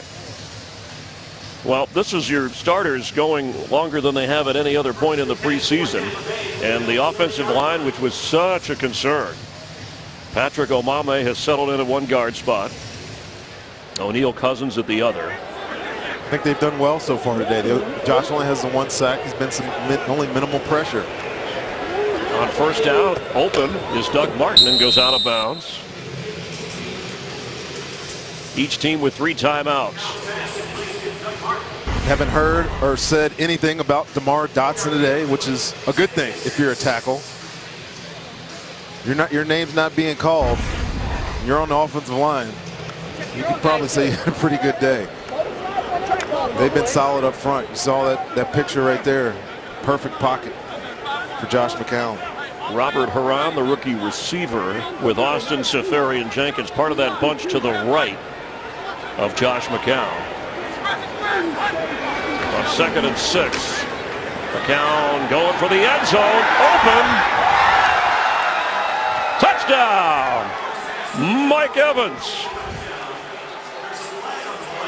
And there is a flag on the play. It's going to be illegal contact on the defense again. This touchdown's going to stand up. Illegal contact. Defense. Penalties fine. The mic cutting out for Terry McCauley, but you were right, Ron. It was a defensive call declined. It's a 26-yard touchdown pass. Yeah, from McCown to Evans. Mike Evans, they're split out from that bunch. Got his corner right where he wanted him, that little shutter step. All he could do was try to grab him, but Mike is too big. He ran right through it. And Josh put a perfect ball on him for the touchdown. Connor Barth, who's done all the kicking in the first half, field goals, extra points. Kanan has kicked off and punted. And the Buccaneers have already scored more points in this half than the entire 2 preseason games combined. But this is your starting unit. Look at Doug Martin there, step up in and make a block there to give Josh that extra little bit of time. There's been a lot of detractors on this Bucs offense so far in their first 2 preseason games. Chris, you and I being 2 of them as well. Well, we hadn't seen, and I still think we haven't seen just the tip of the kind of the iceberg of this offense that you'll see when the regular season opens at Raymond James Stadium against Carolina. Let's take a look at the GMC scoring drive. We are professional grade, and it covers, you want that sustained drive, almost 6 minutes, covering 82 yards. And remember, McCown could have had a touchdown a little bit earlier in the game when he threw to Jeff Demps, and Demps could not hold on. Yeah, Jeff Demps missed an opportunity for a big play, but I tell you, Chris, I really like what I'm seeing over here. You know, Jeff Tedford been very secretive about what's going on with this offense all preseason, but they have a plan, and they're going to execute that plan. They know what they're doing come Carolina time, and I think we're just getting a quick preview of what it will be here in this game today. Excellent special teams play to pin the Buffalo Bills inside the 20. Let's check in with Dan Lucas with a Florida hospital injury report. Well, Chris, we saw Jaworski Lane return to the game. Bradley McDougal, the safety, hurt his knee earlier. He came back and played on special teams, but he is now out with the knee. All right, thanks, Dan. And Josh McCown on that touchdown drive, 6 out of 6, 62 yards. Jeff Tedford's offense, which will be described as a lot of motion, a lot of options, and certainly an offensive coordinator for the first time in the NFL. That pass is incomplete, intended for Fred Jackson from Coe College. And great pressure up front.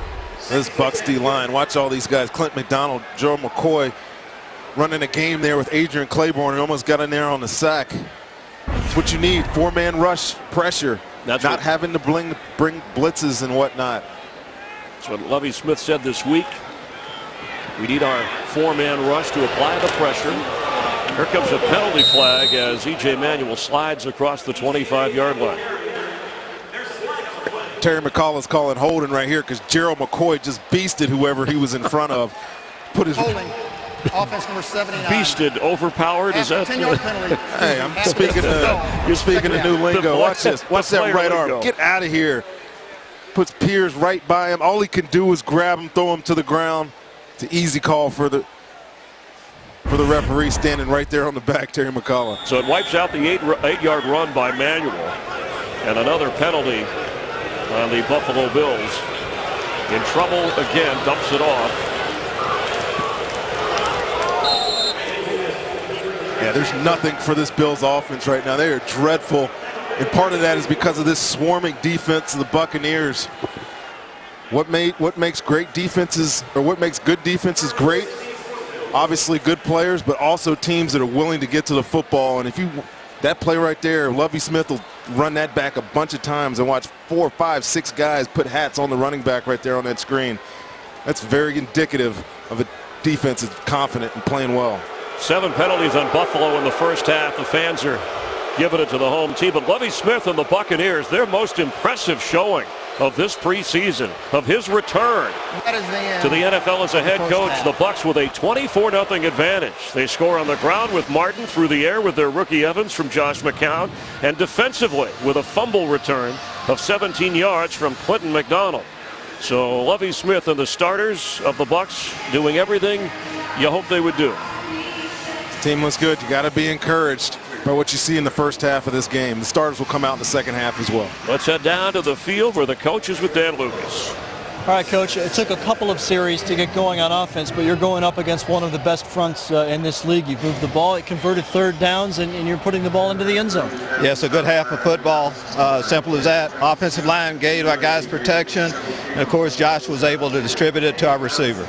Defensively, I know you've said we need turnovers around here. There's hands coming up on every pass, pressure on E.J. Manuel, and you've gotten those turnovers today, 14 points from those turnovers. Yeah, it's not a good defensive game for us unless we take the ball away. Our guys have bought into that, and that's been big in this game. Coach, thank you. Okay, Chris.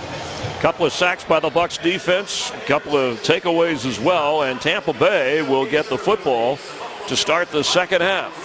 Rondé Barber, Chris Myers, look forward to seeing you in the third quarter. We'll get a news break from WFLA News Channel 8 and Dan Lucas coming up during the half. Back in Buffalo, Western New York, the Buccaneers in what is the closest you'll see to, Lovie Smith certainly hopes so, the opening regular season Sunday at Raymond James against the division titlers from last year, the Carolina Panthers. 24-0 in the first half. A little slow start for that offense that seemed like the entire preseason the offense had yet to get it in gear, but at least this time we saw the starters go more than any other time before. I have this feeling, Chris, that they have a lot stuck under their sleeve, and we're just getting a peek at what it is. You know, obviously that offense didn't like the way they started. The turnover, the interception to start the game was not ideal, but you got to love the way that they've responded. Now there's definitely some, there's still some blemishes. It's looked good because it's 24-0, but there's got to be some more improvement. I think the offensive line can play a little better. I think we can get even more pressure on the quarterback. Those things we got to look for in the second half, especially for the second and third line guys. They're only going to get to play about a quarter and a half today. Lovie Smith has been calm throughout the preseason, never panicking, whether it was the offensive line or the scoring by the offense. The defense has been very steady in the second half underway. Solomon Patton, who has the return job. Shows you why. Gets up out across the 27-yard line. So the starters, or the offense anyway, going the entire first half, and we'll see them into the third quarter. We've seen a mix of Doug Martin and Rainey, and it looks like Mike Glennon is going to come in early and play the second half to give Josh McCown a break. Yeah, I think we saw enough, or they think they've seen enough of Josh McCown today. Obviously, they had some questions from those first 2 preseason games, but today he's been excellent. So why not give Mike Glennon a chance here with the number 1, the offensive line, the receivers, and these running backs. First down from across the 26-yard line. Handoff Bobby Rainey. Doug Martin put on quite a show. Caught a nice pass that was ruled a touchdown. After review, they spotted it at the 1, and then he ran it in. That started the scoring. Bobby Rainey gave him a break in the second quarter, and Martin came back in to help on that last touchdown drive. And a defensive touchdown. Really, the entire preseason, the defense has been solid for the Bucs. Josh McCown finishes 13 out of 16 with a touchdown, an interception, and 112 yards passing. If you're keeping track, that's like a 90.6 rating. I just did that in my head, or I could have looked on the screen. You decide. You could figure that out. Lewis Murphy and Chris Owasu in for the receiver position as Rainey carries. And Josh McCown has the right attitude about it. He said it was nice to be wanted and really to be given all my stops along the way in the NFL. I finally had confidence, a 2-year contract. That's something he hadn't had a lot of, and Lovie Smith and the Bucs gave it to him. Yeah, wanting to be loved in this sport is hard business. You know, it's Johnny, what have you done for me lately type of deal. We all know what he did last year for Chicago, and I think he felt very appreciative of having an opportunity to come here and be the guy. And helping be the right role model for Mike Glennon in his second year. And his first pass of the afternoon is on target to Lewis Murphy. That's a first down. I've been so impressed with Mike Glennon all preseason. Some of the balls that he's been able to deliver, and this is just another one. Look how calm he is in the pocket here. His feet are nice and alive. He's on rhythm. And that ball came out with a lot of velocity to Lewis Murphy. And while Mike Glennon was at NC State, he matched up twice against E.J. Manuel, the quarterback at Florida State. He lost the first one and won the second meeting. In fact, threw a winning touchdown pass in the final seconds of that second meeting. But this is the NFL. And Manuel struggled in the first half, and Glennon knows his role to start the season is to back up Josh McCown. At some point he'll get his opportunity though, Chris. I truly believe that this guy's got all the tools that you need to be successful. You know, another year under his belt. I talked about it in week 1 of the preseason, how being demoted, for lack of a better word, to second string would affect his development. But so far, I think he's been very solid in learning. Floats it out to Austin Seferian-Jenkins, who gets the first down. A little bit of a tiptoeing at 6'5" there, like almost a little ballet act. Actually, his grandfather was the conductor in the Tacoma Symphony Orchestra, and he used to play a couple of the different instruments. Austin gets in this huddle. He's like as big as anybody in there. He's definitely the future at the position for the Buccaneers. Great draft pick by Jason Late. Played the tuba, the saxophone, and hopes to play a lot in the NFL. Bobby Rainey with the carry, and an excellent defensive play by Keith Rivers. Yeah, it was interesting. The Buccaneers, they went out and signed defensive players like Clinton McDonald and Johnson and Alteron Werner, who we saw a little bit, but in the draft, all 5 selections were offensive players. And I don't know necessarily that was the plan. It was just kind of the way that it fell. Obviously, you were looking at Mike Evans, Sammy Watkins, who's on this Bills team, who we didn't see today, was probably the number 1 receiver, but Mike Evans was clearly second. To be able to back that pickup of Mike Evans with the tight end of that caliber is great find. Catch made by the rookie Robert Huron, one of those draft picks, the 6th-round selection out of Wyoming. Remember, he was involved in the trade, the choice that the Bucs got from the Mike Williams deal.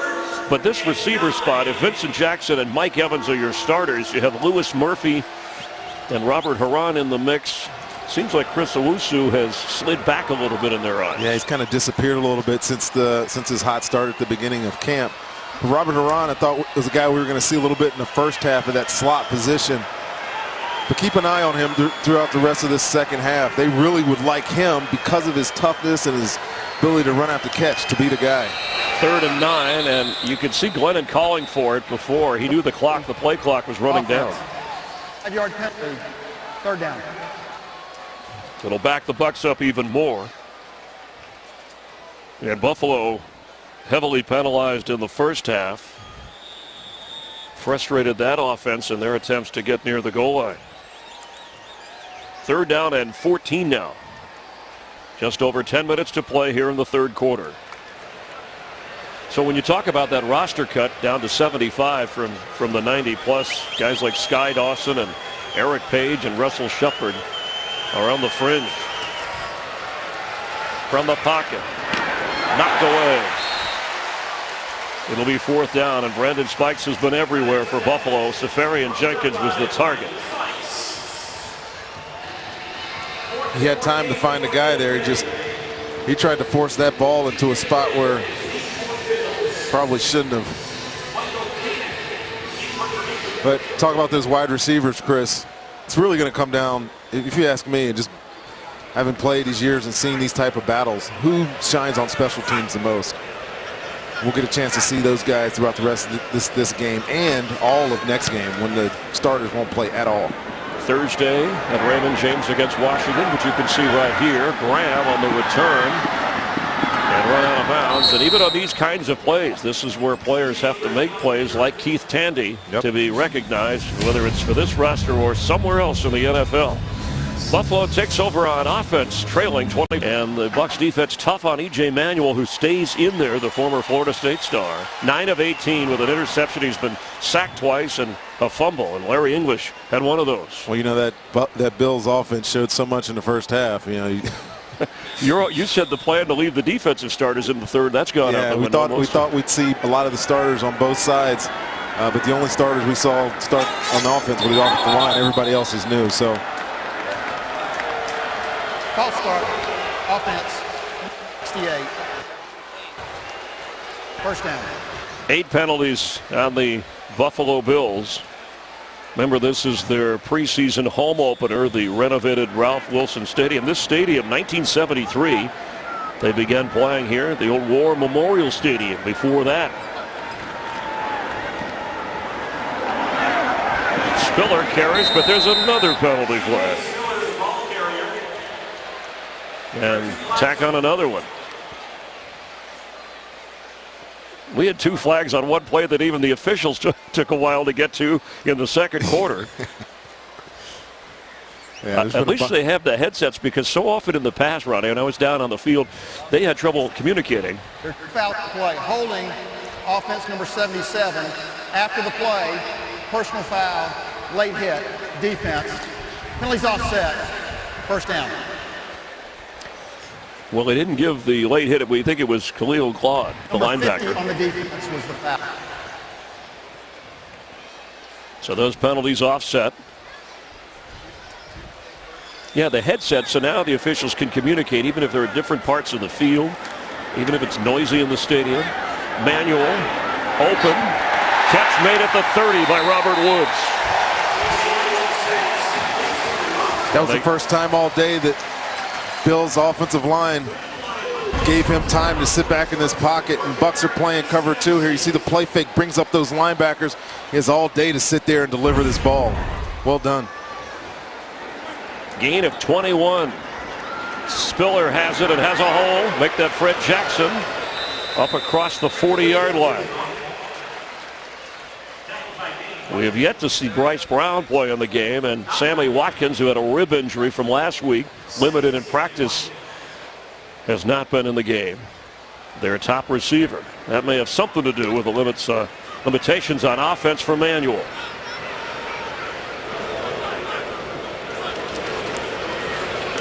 On 2nd and 1. They'll get the 1st down. It's Jackson getting up to the 48-yard line. I know this offense struggled a little bit last year throwing the football. Obviously, they ran it very well, but their leading receiver was tight end, Scott Chandler, last year. So in addition to Sammy Watkins, getting Mike Williams from Tampa Bay via the trade can only help. Spiller is back in at running back, but the pitch goes to the tight end Chandler, who gets inside the 45. Keith Tandy coming up from the safety spot makes the tackle. Bradley McDougald, one of those, although he was injured, one of those players who has a chance for his dreams to come true. You talked about it in your keys to the game, along with no Josh around, so Josh McCown delivered. And less is more on defense, or less give, more take. Chandler with the catch. Yeah, this team got rid of Kelsey McCray via trade last week. Bradley McDougald gets hurt. Major Wright is out. And they're working on Keith Tandy. Yeah, their fourth safety right now is Anthony Gator, who has been a corner his entire time in Tampa. You see him up here at the top of your screen. Former Florida International player. Pass is caught by Spiller. Spun out of bounds inside the 10-yard line by Devin Carr. This offense finally giving these fans something to cheer about. Well, it's the first unit offense for Buffalo against the second unit defense for Tampa Bay. But anything to help the confidence, Doug Marrone figures, for his quarterback. That's why they played so long last week. That's why they're playing so long this week. But these Bucs second unit has to step up here, get a stop here in the red zone. E.J. Manuel is brought down by Larry English, who is showing he deserves a chance on this roster. Yeah, there's some real competition at that last defensive end spot, last two defensive end spots for this team, with William Golston injured, giving a chance for Larry English to step in there. Stephen Means also been hurt, so Larry English and Scott Solomon have been the guys. Manuel keeps being chased and run out of bounds. Stephen Means was all over that, and worth mentioning, Means, who played at the University of Buffalo and is from Buffalo, New York. Yeah, this is a great job by him. This play fake inside. All quarterbacks in the red zone are runners. You just have to know that. Stephen Means, it's a good job staying with his responsibility, dragging that play out to the sideline. Lost yardage play.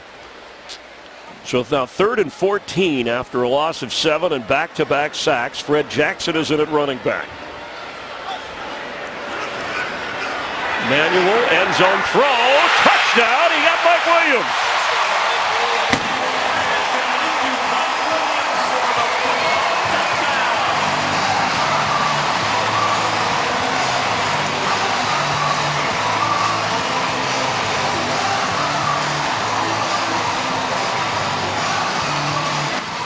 Bucs defense.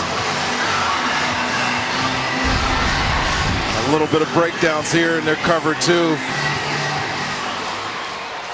It's one time all day that E.J. Manuel actually looked like serviceable quarterback there. He's looking away. The other side of the field, comes back to Mike Williams. A sure-handed catch by the ex-Buck. The extra point by Dan Carpenter, and Buffalo is on the board. 6 minutes, 23 seconds gone in the third quarter. Tampa Bay leads 24-7. Buffalo on the board. And Buck fans may be wondering, Rondé, why did Tampa Bay trade away a guy like Mike Williams? Oh, Mike just become a little bit of a distraction, I think, and they were very open about why they let him go. He's kind of an enigma, to tell you the truth. Great player. There's no ball that he can't catch. Got great footwork. There's no happier person in the league than E.J. Manuel to have a guy like Mike Williams on his team. But for Tampa, he just wasn't a fit anymore. GMC scoring drive. We are professional grade. Covered and wound up on a big third down pass from Manuel to Williams. Solomon Patton back to receive the kick. And through the end zone. Mike Glennon and the offense will take over at the 20-yard line.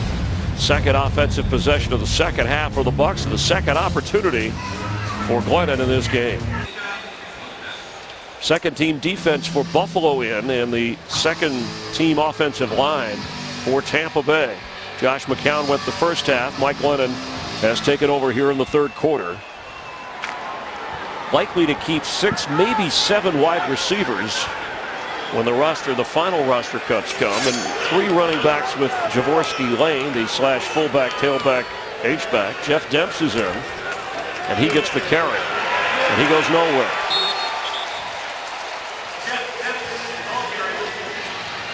Demps might be one of those guys practice squad eligible till he can do what he does without pads with pads. Yeah, he just needs some more playing under his belt. The guy was been running track all off season for years, and this is his first full year committed solely to football. 3 wide receivers on 2nd and 10. Glennon hesitates, throws, but short of the 24-yard line for Chris Owusu.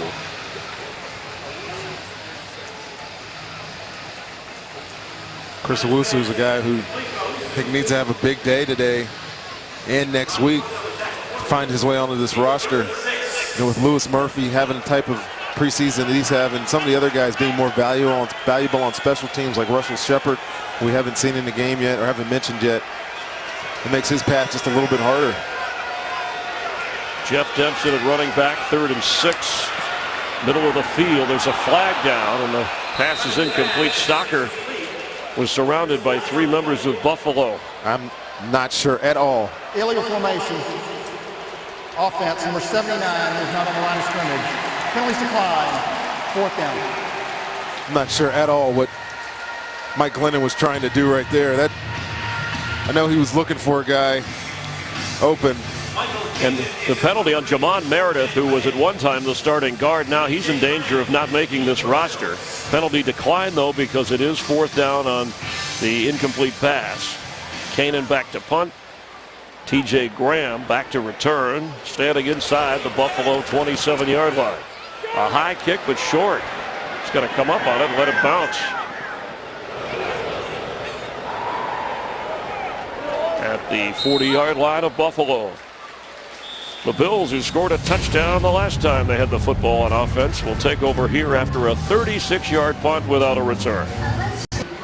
Buccaneers with that roster cut coming on Tuesday down to 75, and then 53 with 10 practice squad players, and they might keep 9 defensive linemen, Rondé, when it comes time. Yeah, there's plenty of guys. This guy right here, Ronald Talley, who's unique in being able to play both positions because he's an inside-outside guy. Some of the other guys that they're looking that can play both roles, like Daquan Bowers and Adrian Claiborne, are outside-inside guys, started in and then can go inside. So more you can do, more versatility you can get, better chance you got. Daquan Bowers is injured, not playing today, but in your view, he's made this football team, correct? Yeah, I think so. I mean, they need another guy that can play 3 technique, and so far in camp, he's been the guy that's looked best playing behind Gerald McCoy.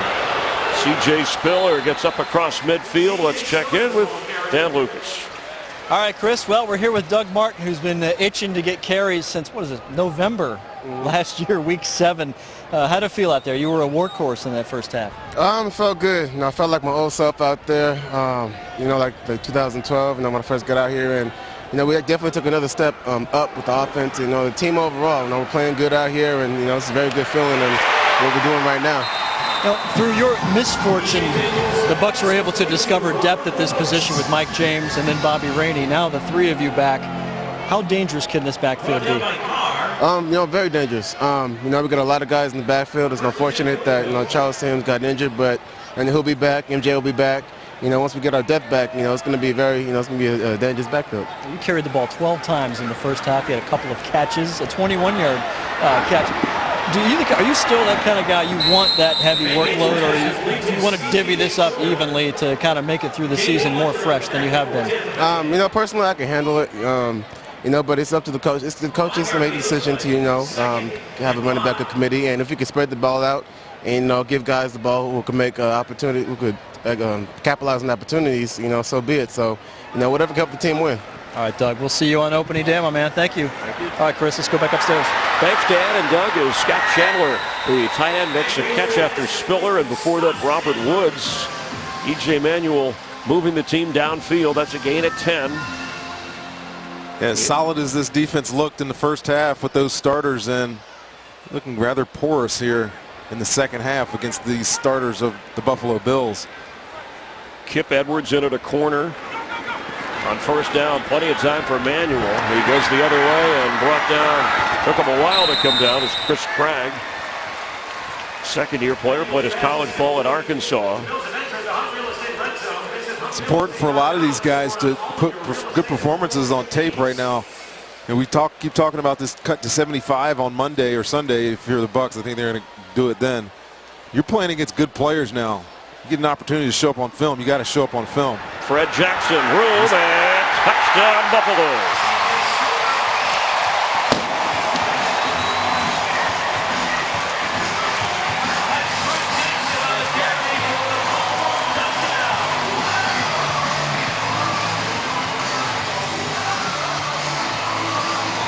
Chris, I don't think Fred Jackson came out of second gear to score this. When you see the Bucs are in man coverage here and Mike Williams blocks down, he gets two pulling guys out in front, and there's nobody out here to contain this play. He talked earlier about condensing you to expand you. There's a perfect example of it. Bring the formation down, crack in on one defender. There's nobody on the edge. It was an easy touchdown for Buffalo.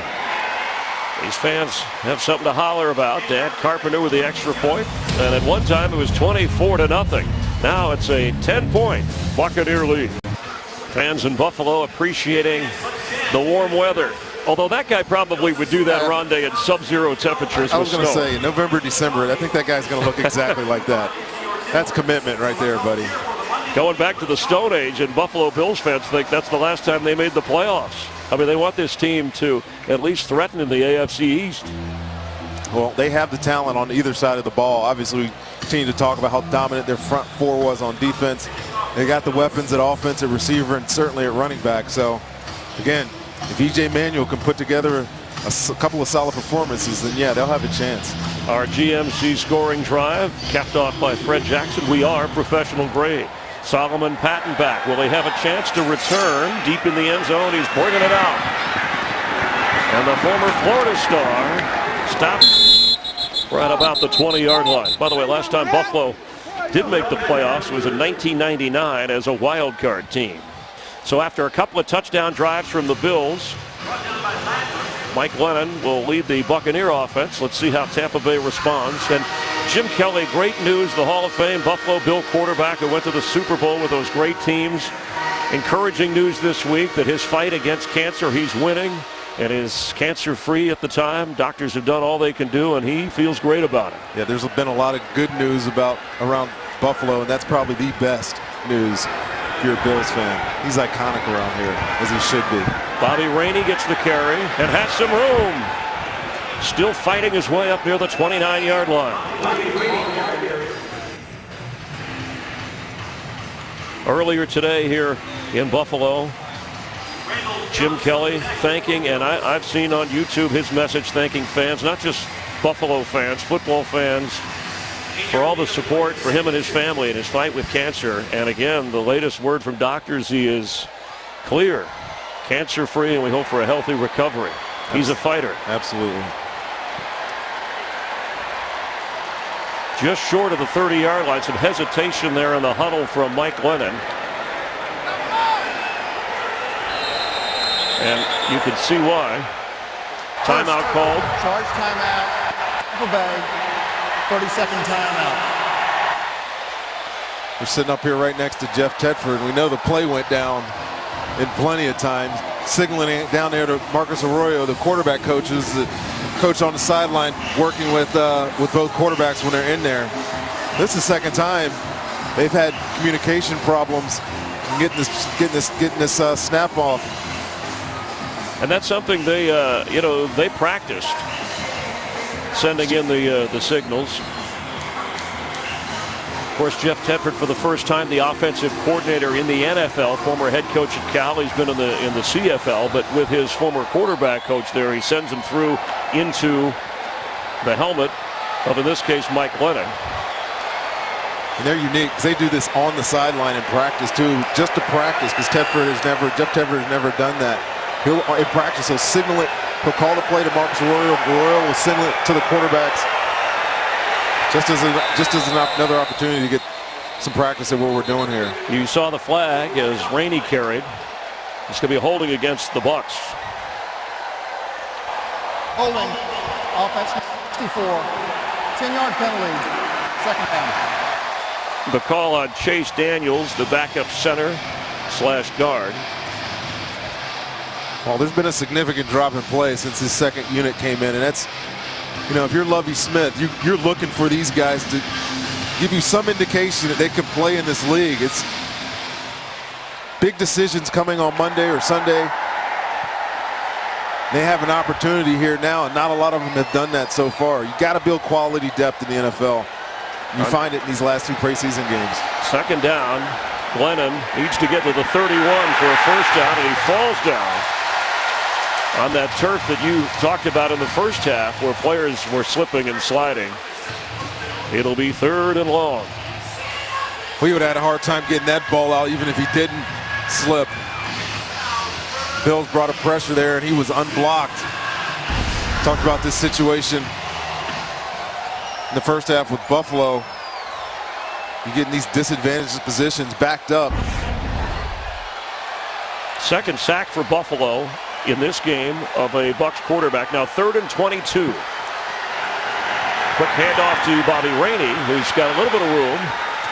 Going to give Michael Kanan some room to pump the ball out of there. Clock running here. Under 40 seconds of the 3rd quarter. At one time it was 24-0 Bucs. Here in the 3rd quarter, the Bills have answered on a couple of drives led by E.J. Manuel.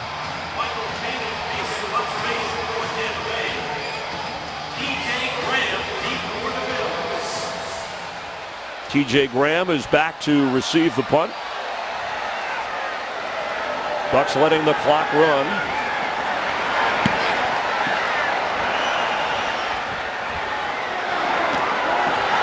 From the 28-yard line, he hits to the sideline and goes out of bounds up near the 40-yard line. That's the end of the 3rd quarter on the Volkswagen scoreboard. The Buccaneers 24, the Bills 14. It's the Volkswagen turbocharged sales event. Visit VWDealer.com. We welcome you back, and the statistics of the 3rd quarter are brought to you by our Suncoast Hyundai dealers. Discover the completely redesigned 2015 Hyundai Sonata at your Suncoast Hyundai dealers today. Total yards, you see the numbers, Buffalo, but the takeaway's not there. And in the first half, the Bucs had 2 fumbles and an interception. Clinton McDonald scoring on the loose football. Dennis Dixon has come in at quarterback, replacing E.J. Manuel in his 5th year. Played his college ball at Oregon. Was more recently with the Steelers. Bryce Brown has come in, the ex-Eagle running back. Buffalo from the 35-yard line on first down. Dixon keeps. And ball's out at the end of the play. There's a whistle. Anthony Gator scooped it up for Tampa Bay, but it seems the whistle had blown. Let's welcome in Darcy Glazer-Kasowitz, co-chair of the Glazer Foundation with Aronde and I. Nice to see you. Thanks for coming up. Wanted to talk about the 2nd annual Treasure Chest 5K run and walk. It's a corporate challenge. Tell us about it. That's right. It's a Treasure Chest 5K. It's a benefiting breast cancer research. It's on October 12th. Starts at 8 a.m. and after that you get a ticket to the Ravens game, 1 o'clock. So you're looking forward to this? I'm not much of a runner. I try to get out and run 5Ks, but I go at a very slow pace. This is.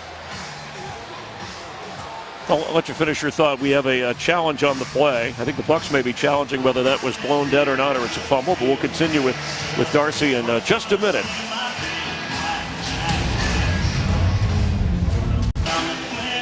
Here in Buffalo, Lovie Smith decided to challenge. The ruling on the field was that Dennis Dixon was down, but he says the ball came out. It was recovered by the Bucs, Anthony Gator, and that's certainly reviewable. McCauley has taken a look. After the ruling on the field stands, Tampa Bay is charged with their first team timeout.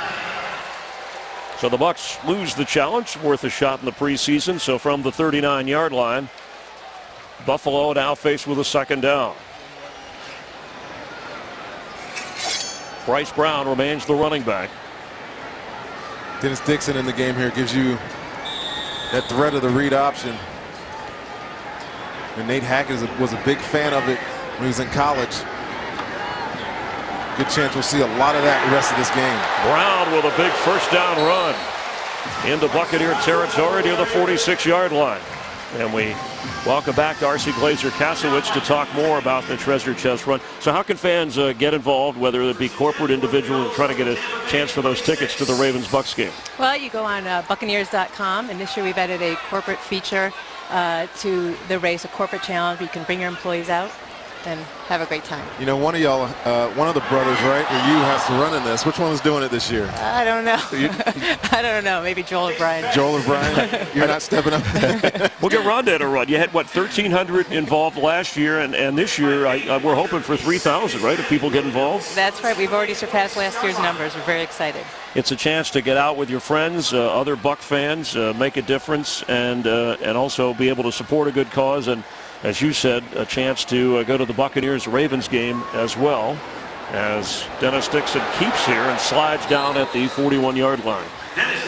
The corporate challenge feature of this, how is that going to work for this race this year? Well, any business can buy group tickets for their employees. It's a way to show your support for breast cancer research and to have a great time outside the office. This is a great cause for me. My mom is a breast cancer survivor. She had breast cancer when we were in college, and she's been cancer-free for many years now. So I'm very glad that this is going on again. Well, the Buccaneers are very supportive. On third down, Dennis Dixon from midfield is going to run with it and dive. The ball comes out at the end. Now that time we didn't hear the whistle until after, but let's see. They're ruling him down, and it would be maybe close enough to measure for the first down. They're going to say it's fourth. He did not get the first down on the run, so it's going to be 4th and 1 according to the ruling on the field. Chris, they're in a position here where sometimes you get inside the 40. Doesn't make sense to punt. You only got 1 yard. Why not take a chance at it? Snap. English was there on Dixon. And on the 4th down try, they fail. And the Bucs defense, with a stop the offense, will take over with 12:44 remaining here in the. Back with Darcy Glazer-Kasowitz. So give us the date again, and then you also can have honorary captains that will be involved in the coin toss for this charity. That's right. The first and second place winners will be the honorary coin toss captains. So everyone should come on out, have a great time, October 12th. October 12th. And you can go to Buccaneers.com for any information. Thank you for your time, Darcy, and also the good work with the Glazer Family Foundation, which I know you take care of around the clock. And good luck with this event. Thank you so much. All right. Buccaneer fans, get out and support. She'll be rooting on the Bucs here in the final quarter. And, of course, Thursday, the home game, which you can see here on News Channel 8 WFLA, are coming out to Raymond James as the Bucs get ready for the regular season 2 weeks away. 2 weeks from tomorrow when Carolina comes to Tampa Bay. Jeff Debs with the carry and gets across the 42-yard line. So the Buc defense stalls the drive by Dennis Dixon and the Buffalo offense. And with a 10-point lead in over 12 minutes, we'll try and work the clock. This is another area where you have to protect the lead, so you go into, it's a little too early to kill the clock, but you certainly want to chew up time and not give away field position. Well, one way to do that when you have this type of offense, these tempo offenses, you start huddling. You take up that last, 2 or 3 seconds on the shot clock before you snap the ball. In the backfield, brought down right at the 40 was Debs. Landon Cohen, a free agent from Ohio, making the defensive play and powering through. Take a look at this inside. You see pulling guard there, and the center's got to get on that block, and he wasn't even close to Cohen. Get that tackle for loss in the backfield. This second, third offensive starters on the line here really got a lot to show. Jason Foster in there right now. Jace Daniels. Kadeem Edwards, the rookie, is playing the left guard right now. On third down, Gwinnett's pass is on target for a Tampa Bay first down, and Chris Owusu making the catch. Owusu in a battle for the backup role behind Mike Evans and Vincent Jackson, likely to be your opening day starters with Lewis Murphy and Robert Haran in the next set of wide receivers. That's an area that Lovie Smith and Jeff Tedford will sort out as we get closer to opening day. There's a lot that needs to be sorted out. And again, depth. I'll continue to talk about this because these are the guys that are in here. And Chris Owusu and Lewis Murphy, these guys that are on the field right now. Tim Wright also is a tight end. Got to need to show Lovey, his coaching staff, they can be viable options. Jeff Demps carries, and you saw Tim Wright moving into kind of an H-back position, and that's what Lovie Smith and Jeff Tedford, sounds like they want to use a lot of tight ends in their offense. Well, I think they like guys that have a lot of the ability to play different spots. And the thing with a tight end, you know, you think of some of them as blocking guys, but one of them's got to, if they keep all 4 of these tight ends, one of them you got to figure is going to be an H-back type guy. And he's going to have a willingness to get in the backfield at some point and lead for whoever the starting running back is. Cameron Brate, probably a practice squad player from Harvard, the free agent who's shown some signs. But Myers, Wright, Stocker, and Safarian Jenkins, your tight ends. As Demps slips through, there's a flag on the back end of the play. Back at the 47-yard line, Demps gets near the first down. One of his better runs in the preseason. Illegal hands to the face. Defense number 54. 5-yard penalty, automatic first down. Yeah, what you like about Demps' run right there is how fast he got downhill. Now we know that he's not a very big guy. He's only about 5'7". Pretty well built, but he's got good movement up here. And one way to utilize that speed is to not do too much dancing in the backfield. I'm trying to think of a good way to say it. Because again, when a guy is that fast, he almost thinks that he can outrun everybody. Getting vertical, getting north and south as quickly as possible is to his advantage. Demps remains the back. He gets the carry and works his way down to the 27-yard line. Let's listen to offensive coordinator Jeff Tedford talk about Mike Glennon and his role with the team. There's no question. Yeah, he did. I thought he did a great job as a rookie last year. And he has a great grip on it, throws the ball extremely well, can throw any ball on the field, has great vision, obviously.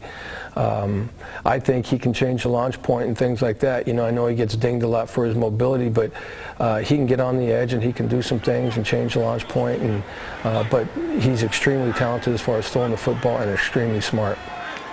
Tedford on Glennon at 6'6", who hands it to the 5'7/8" Jeff Demps. And you get the impression that the Bucs, you know, Jason Light, Lovie Smith, they believe in Mike Glennon in the future down the road, but they wanted the veteran quarterback Josh McCown to run things this year. I asked Jeff during that interview if at some point during this year Mike had to play, would you be confident running the same offense? And he said absolutely. He talked a lot, kept going back. You heard him talk about that launch point. You know, that's a valuable asset for a guy, especially a guy 6'6", to be able to direct his arm different areas, different manners to get rid of the ball under pressure. Because he can't move as well, can't run away from sacks like Josh McCown, be able to throw it in different manners and different angles of his arm is important. On 3rd and 1, it was an interesting play call, and there's a flag downfield, so maybe in the area of the secondary down at the 10-yard line. Holding, defense number 41. 5-yard penalty added into the play. Automatic first down. Well, there's a perfect example of a play in which Josh McCown is much better suited than Mike Glennon. Anything out of the pocket, you know, Josh has that really unheard of athleticism at quarterback, and Mike is more functional mover than athletic. You're being polite, but he's got the big arm. 9 penalties on Buffalo as Josh McCown looks on, and Glennon the understudy. Invaluable experience as a rookie last year for Glennon. So fresh set of downs from inside the 20. Bobby Rainey comes back into the game and fights hard to get down to the 15-yard line. And you wonder, Rhonda, if they don't get it in, if we'll see Patrick Murray get a field goal try, since Connor Barth has done all the kicking as it relates to points of the game so far. You want me to go next door and tell Jeff not to get it in so we can talk up this kicking competition? You know, I think Buck fans want a touchdown. I agree, they want touchdowns. And so do the players on the field. Josh McCown signed as the unrestricted free agent. Remember that 2-year contract? That's the guy that Lovie Smith wanted when he was back in Chicago, but because Josh had committed to Hartford in the UFL, not a contract that would bind him, but just the loyalty out of that. He stayed there, and Lovie remembered that and respected that. So that's the kind of guy I want on my team, that kind of loyalty. As Rainey carries. Glennon 5 out of 7 so far, and now it'll be 3rd down and 4. One thing I gain or garner about Josh McCown is not only his loyalty, but just his willingness to put the team above anything that he might want personally. The unselfish nature, I think, endears him to a lot of people that he's been around, certainly in this organization already. Lewis Murphy's at the bottom of your screen. Excuse me, Ronnie. That's Owusu in motion up to the top. Glennon throw in the area of Murphy, and here comes the flag. And that should be pass interference, Buffalo. Pass interference. Defense. Number 29. Automatic first down. This little fake dive here inside. We don't see it on this play, but see Cromwell come right over the back of Lewis Murphy. That is easy penalty. You know how in favor I am of Crockwell. Sorry, Crockwell. You know how in favor I am of defensive players, though, Chris. That was obvious. That was pretty obvious. And Lewis Murphy, of course, a former Florida Gator from St. Petersburg and Lakewood High. Yes. And give the receiver credit for being in the position to force the defensive back. And the Bucs taking advantage of penalties and advancing the football closer to the goal line. Bobby Rainey, the carry, met hard. Excellent defensive play up front by the Bills. I think you'll see the Bucs really try to focus on running the football in while they're down here. You know, good football teams, I really believe this, you know, as I got later in my career playing on defense, good football teams have the ability to run the football into the end zone. Obviously, you get in some situations you want to let the ball out, but it's a statement when you go out there and run the ball down there. And we talked about having the lead and chewing up the clock, and they've done that. Of course, penalties have aided the drive, but they've taken time off the clock. They've moved the football in scoring range on 2nd and 10. Rainey. It'll bring up 3rd down. But all these situations, even though it's the second, some third team guys in here, they're all coachable situations. So whatever they do here, you always want to get as many opportunities you can to get situational football. This is probably the biggest situation in football, red zone offense. You know, whether you get a touchdown or whether you have to settle for a field goal opportunity. Let's see what Jeff Tedford has lined up here for 3rd and 7. Ball is in the 8-yard line and just over 5 minutes to play. Tommy Streeter and Lewis Murphy in the game at receiver. They're going to run it, and Rainey goes nowhere. Here comes another flag. There's a flag on the play. This is going against the Bucs. Holding offense number 81. Penalties decline. 4th down. No need to accept that. Tim Wright the infraction, but it'll bring up 4th down and a field goal try. And here comes number 7 from Fordham, the free agent. Jason Light was telling us something interesting about how he was signed in advance as kind of a futures, development player. Yep. And Jason showed us a board he has of kind of what he calls a second draft, where he's got layers of players that are available out there. Yeah, that's a fascinating procedure. I'm sure a lot of front office people, personnel guys do that thing. Field goal try by Patrick Murray. He is good to extend the Buccaneer lead. 4:49 to go, and Lovie Smith is clapping because the Bucs lead 27-14. Rondé Barber, Chris Myers, Dan Lucas on the field, and Patrick Murray, who just made the field goal of 27 yards. Our GMC scoring drive, we are professional grade, will get a chance to kick off. So the Bucs seem set in that area. Strength with Michael Kanan punting and kicking off. Connor Barth delivering on his field goal and extra points, and then Murray doing his job. Back to receive for Buffalo, Bryce Brown. We have our Audi player of the game that Rondé and I will decide on. You can let us know what you think. And our Honda drive of the game. There were some big plays by some star players for the Bucs, from Evans and McDonald and McCown. Goldson had an interception early. Mason Foster with a fumble recovery. Driving it into the end zone. He is hesitant, but downs it. Buffalo takes over on the 20-yard line. And Dennis Dixon, who has struggled since coming in for E.J. Manuel, will lead the Buffalo offense as they trail 27-14. Jeff Toole replaces Dennis Dixon at quarterback, who came in for E.J. Manuel. Toole in his second year, undrafted from Washington State, made one start. That was back in 2013 in a loss to Kansas City. It'll be first down from the 20. Let's go back to what we were saying about Jason Light, Bucs' first-year general manager, and that second draft board of players that might get cut, might get released with the cut to 75 coming up. Yeah, it's interesting. You know that those type of things go on. And as I was saying before we went to the commercial, you got to imagine every personnel department has these type of options set up, because you got to be looking to advance your roster at some point. Usually build it from the bottom, and that's the guys that get cut. They're on the street. You know, Jason Light has a bunch of good guys working with him. John Robinson was his new director of player personnel, who was with him in New England. It's been a lot of years in New England. I was talking with them last night about how they're building this team, and you know, they have some fascinating ideas, and their process is really, really good. Bryce Brown carries up near the 45-yard line of Buffalo. And looking at, he said, hey, we're going to watch for some more offensive linemen, certain areas of the defense. You got to worry about, you know, corner, who's healthy.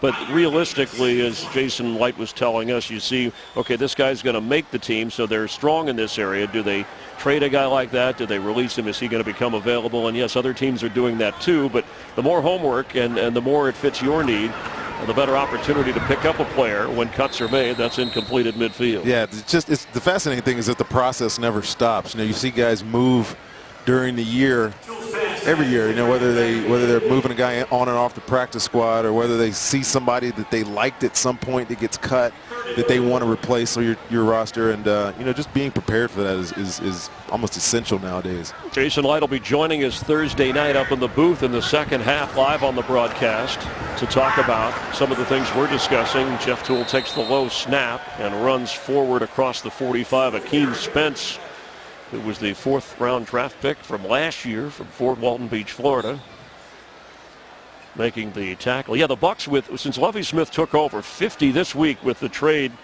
of the safety to get Rashad Johnson. Kelsey McRae traded away to Kansas City. 50 players that Lovie Smith, new players. And, of course, he'll have to cut to 75. It's 53 for the regular season, and then that practice squad expanded from 8 players to 10, and that'll be helpful. Yeah, that'll be real helpful. It'll be real helpful for a guy like Mike Kafka. Looking at Buffalo's roster here, but our third quarterback now, Mike Kafka, who wasn't eligible for the practice squad, but now with the rule change, giving him an extra year, he falls within that category. And you know, it's likely that the Bucs will only keep 2 quarterbacks, and it's pretty certain who those 2 will be. Which is nice to have a third guy on your team to run offenses in practice squad offense. And give your starter, your backup, some rest sometimes during the course of the entire season. Measured for a first down. Jeff Toole's pass complete to Bryce Brown. He's got blockers, has a first down near the Tampa Bay 36-yard line. Leonard Johnson, who is being challenged for that nickel spot by Quentin Pointer. Now Leonard's ahead, but they're only going to keep 1 nickel back. At least that's the thinking at the moment. Yeah, you obviously one of these other corners will be the backup there. It won't be whoever loses this job, but Leonard has been in the driver's seat, I think, for most of the summer. It may or may not come down to the guy that plays best on special teams. Chris Hogan with the catch down to the 18-yard line, his second catch in this drive. A free agent from Monmouth, New Jersey. And Jeff Toole has moved the Bills from their own 20 down to the 16 of Tampa Bay. Buffalo, all 3 of their timeouts. The Bucs have 1. Toole, end zone high and incomplete. They've moved the ball down here pretty easily on this drive. I know it's somewhat of a hurry-up offense going right now, but again, the second half, these Buck defenders, these guys, these second, third team guys, they need to step up. They need to find a way to put a plug in this the leaky defense right now. Middle of the field at the 10-yard line. Chris Bragg, the reserve tight end behind Chandler and Lee Smith. Tony Moyaki, remember the former chief out of Iowa also, but he's been hurt. for Buffalo, missing his opportunity. Counting down to the 2-minute warning. On 3rd down and 4, Toole is going to get rid of it. Here comes a flag, and he was in the grasp of Akeem Spence.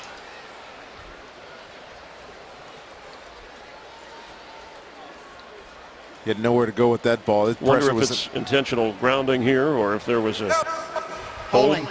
Offense number 71. 3rd down. Cyrus Quanjo, the 2nd-round draft pick from Alabama, the rookie tackle, called for the penalty. Yeah, obviously you take this penalty if you're Lovie Smith, because they're going to go for it on 4th down there. Taking a little bit extra yardage here.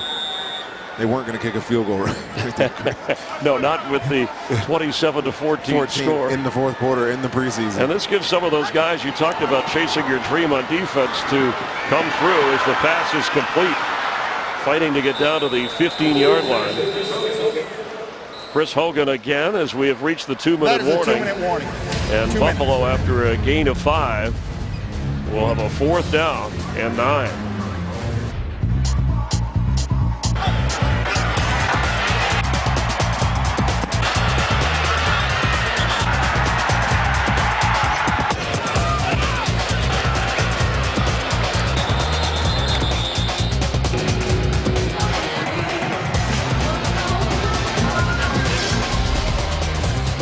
Well, there's a reason to smile if you're a Buccaneer fan with Rondé Barber, Dan Lucas, Chris Myers. Thanks for being with us on News Channel 8 WFLA. It's the best the Buccaneers have played this preseason, putting up 27 points, scoring on defense, letting their starters go in the first half, and on 4th down, Jeff Toole for the end zone and caught, but he was out of the end zone.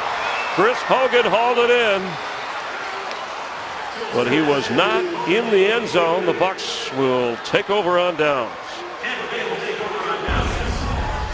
It's a really good throw here by Jeff Toole, but Hogan couldn't get his feet down in there. Bucs been basically playing all cover 2 this entire second half. He had a couple of man snaps in there, but we always talk about that being the area. Right between the corner and the safety. He tried to fit it in there. Keith, I should say it was Quentin Pointer back there.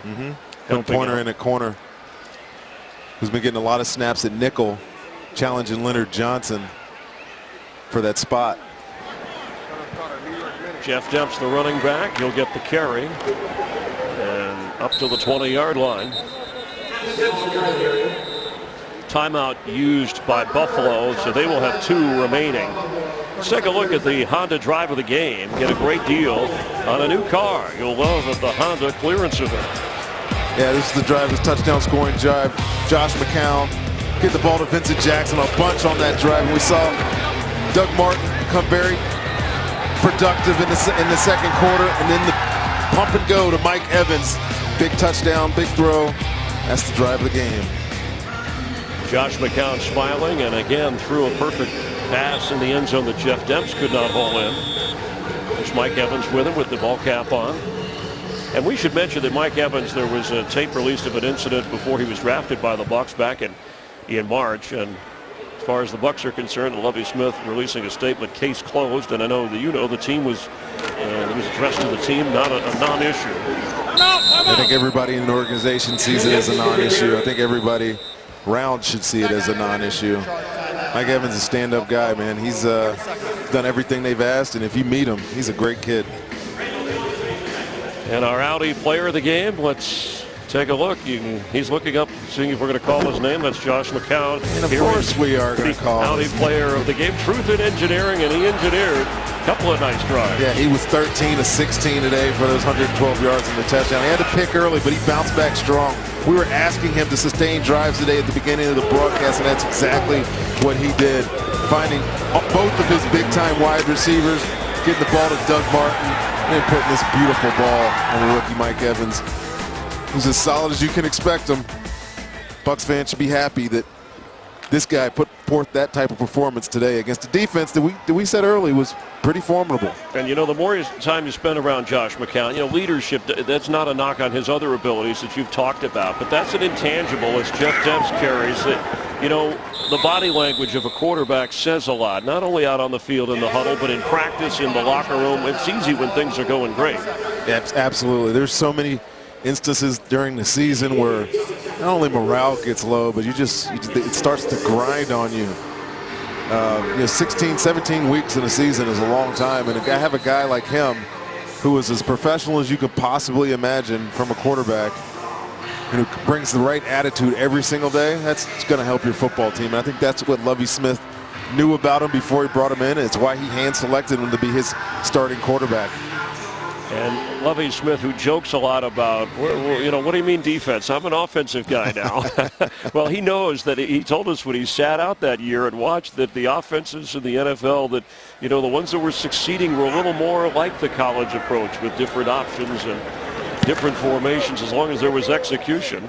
And nobody back to return, so the kick sticks at the 41 of Buffalo.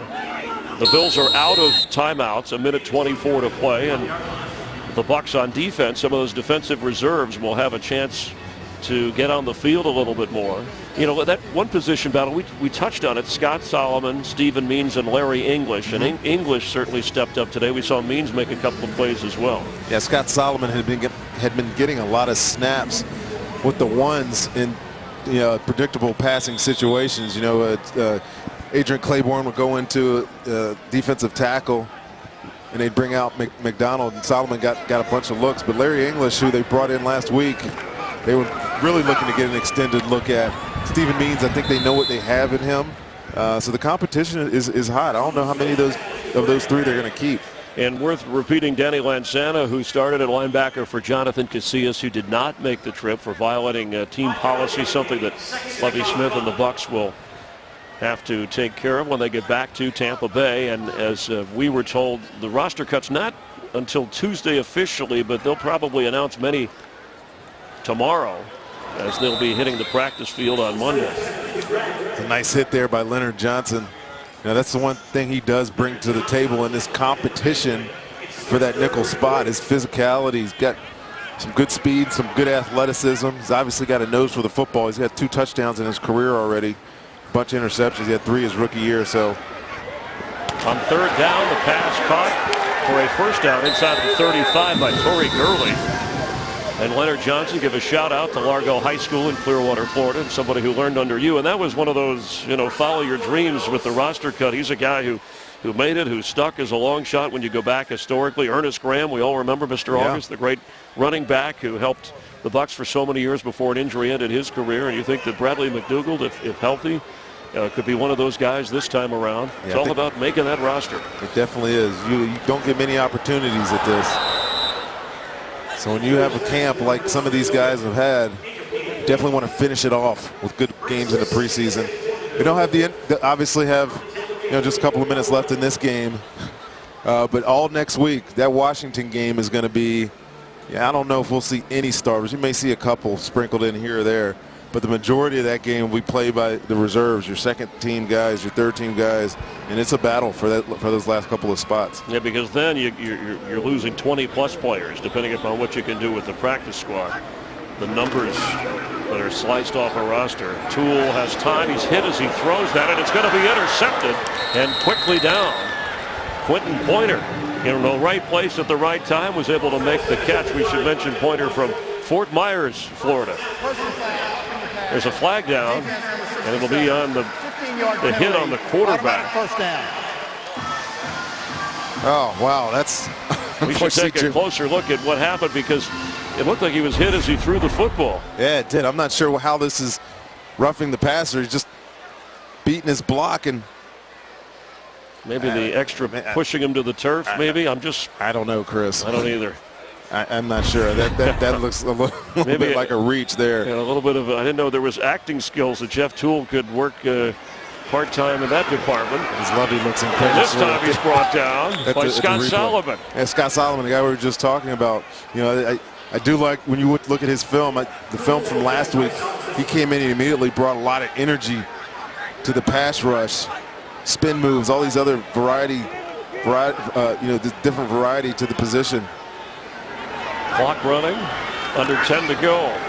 No timeouts, Buffalo, and that's incomplete. It'll be third down. We'll have on the post-game show, Rondé and I will be here with Dan Lucas down on the field. We'll hear from Lovie Smith. Rondé also a lengthy conversation with Jeff Tedford, so you'll get to know a little bit more about the Bucs offensive coordinator, the kind of offense we'll see against Carolina. Don't forget September the 7th at Raymond James, a 4:25 kick. We'll go over the Bucs regular season schedule, talk about the Thursday night, the final preseason game, which you can watch right here at 7:30 News Channel 8 WFLA. It's the old end zone Hail Mary, and that's going nowhere. And that will officially close the book on the Bucs' third preseason game. But for Lovie Smith, the best performance from his team and the first win of 2014 for the Buccaneers.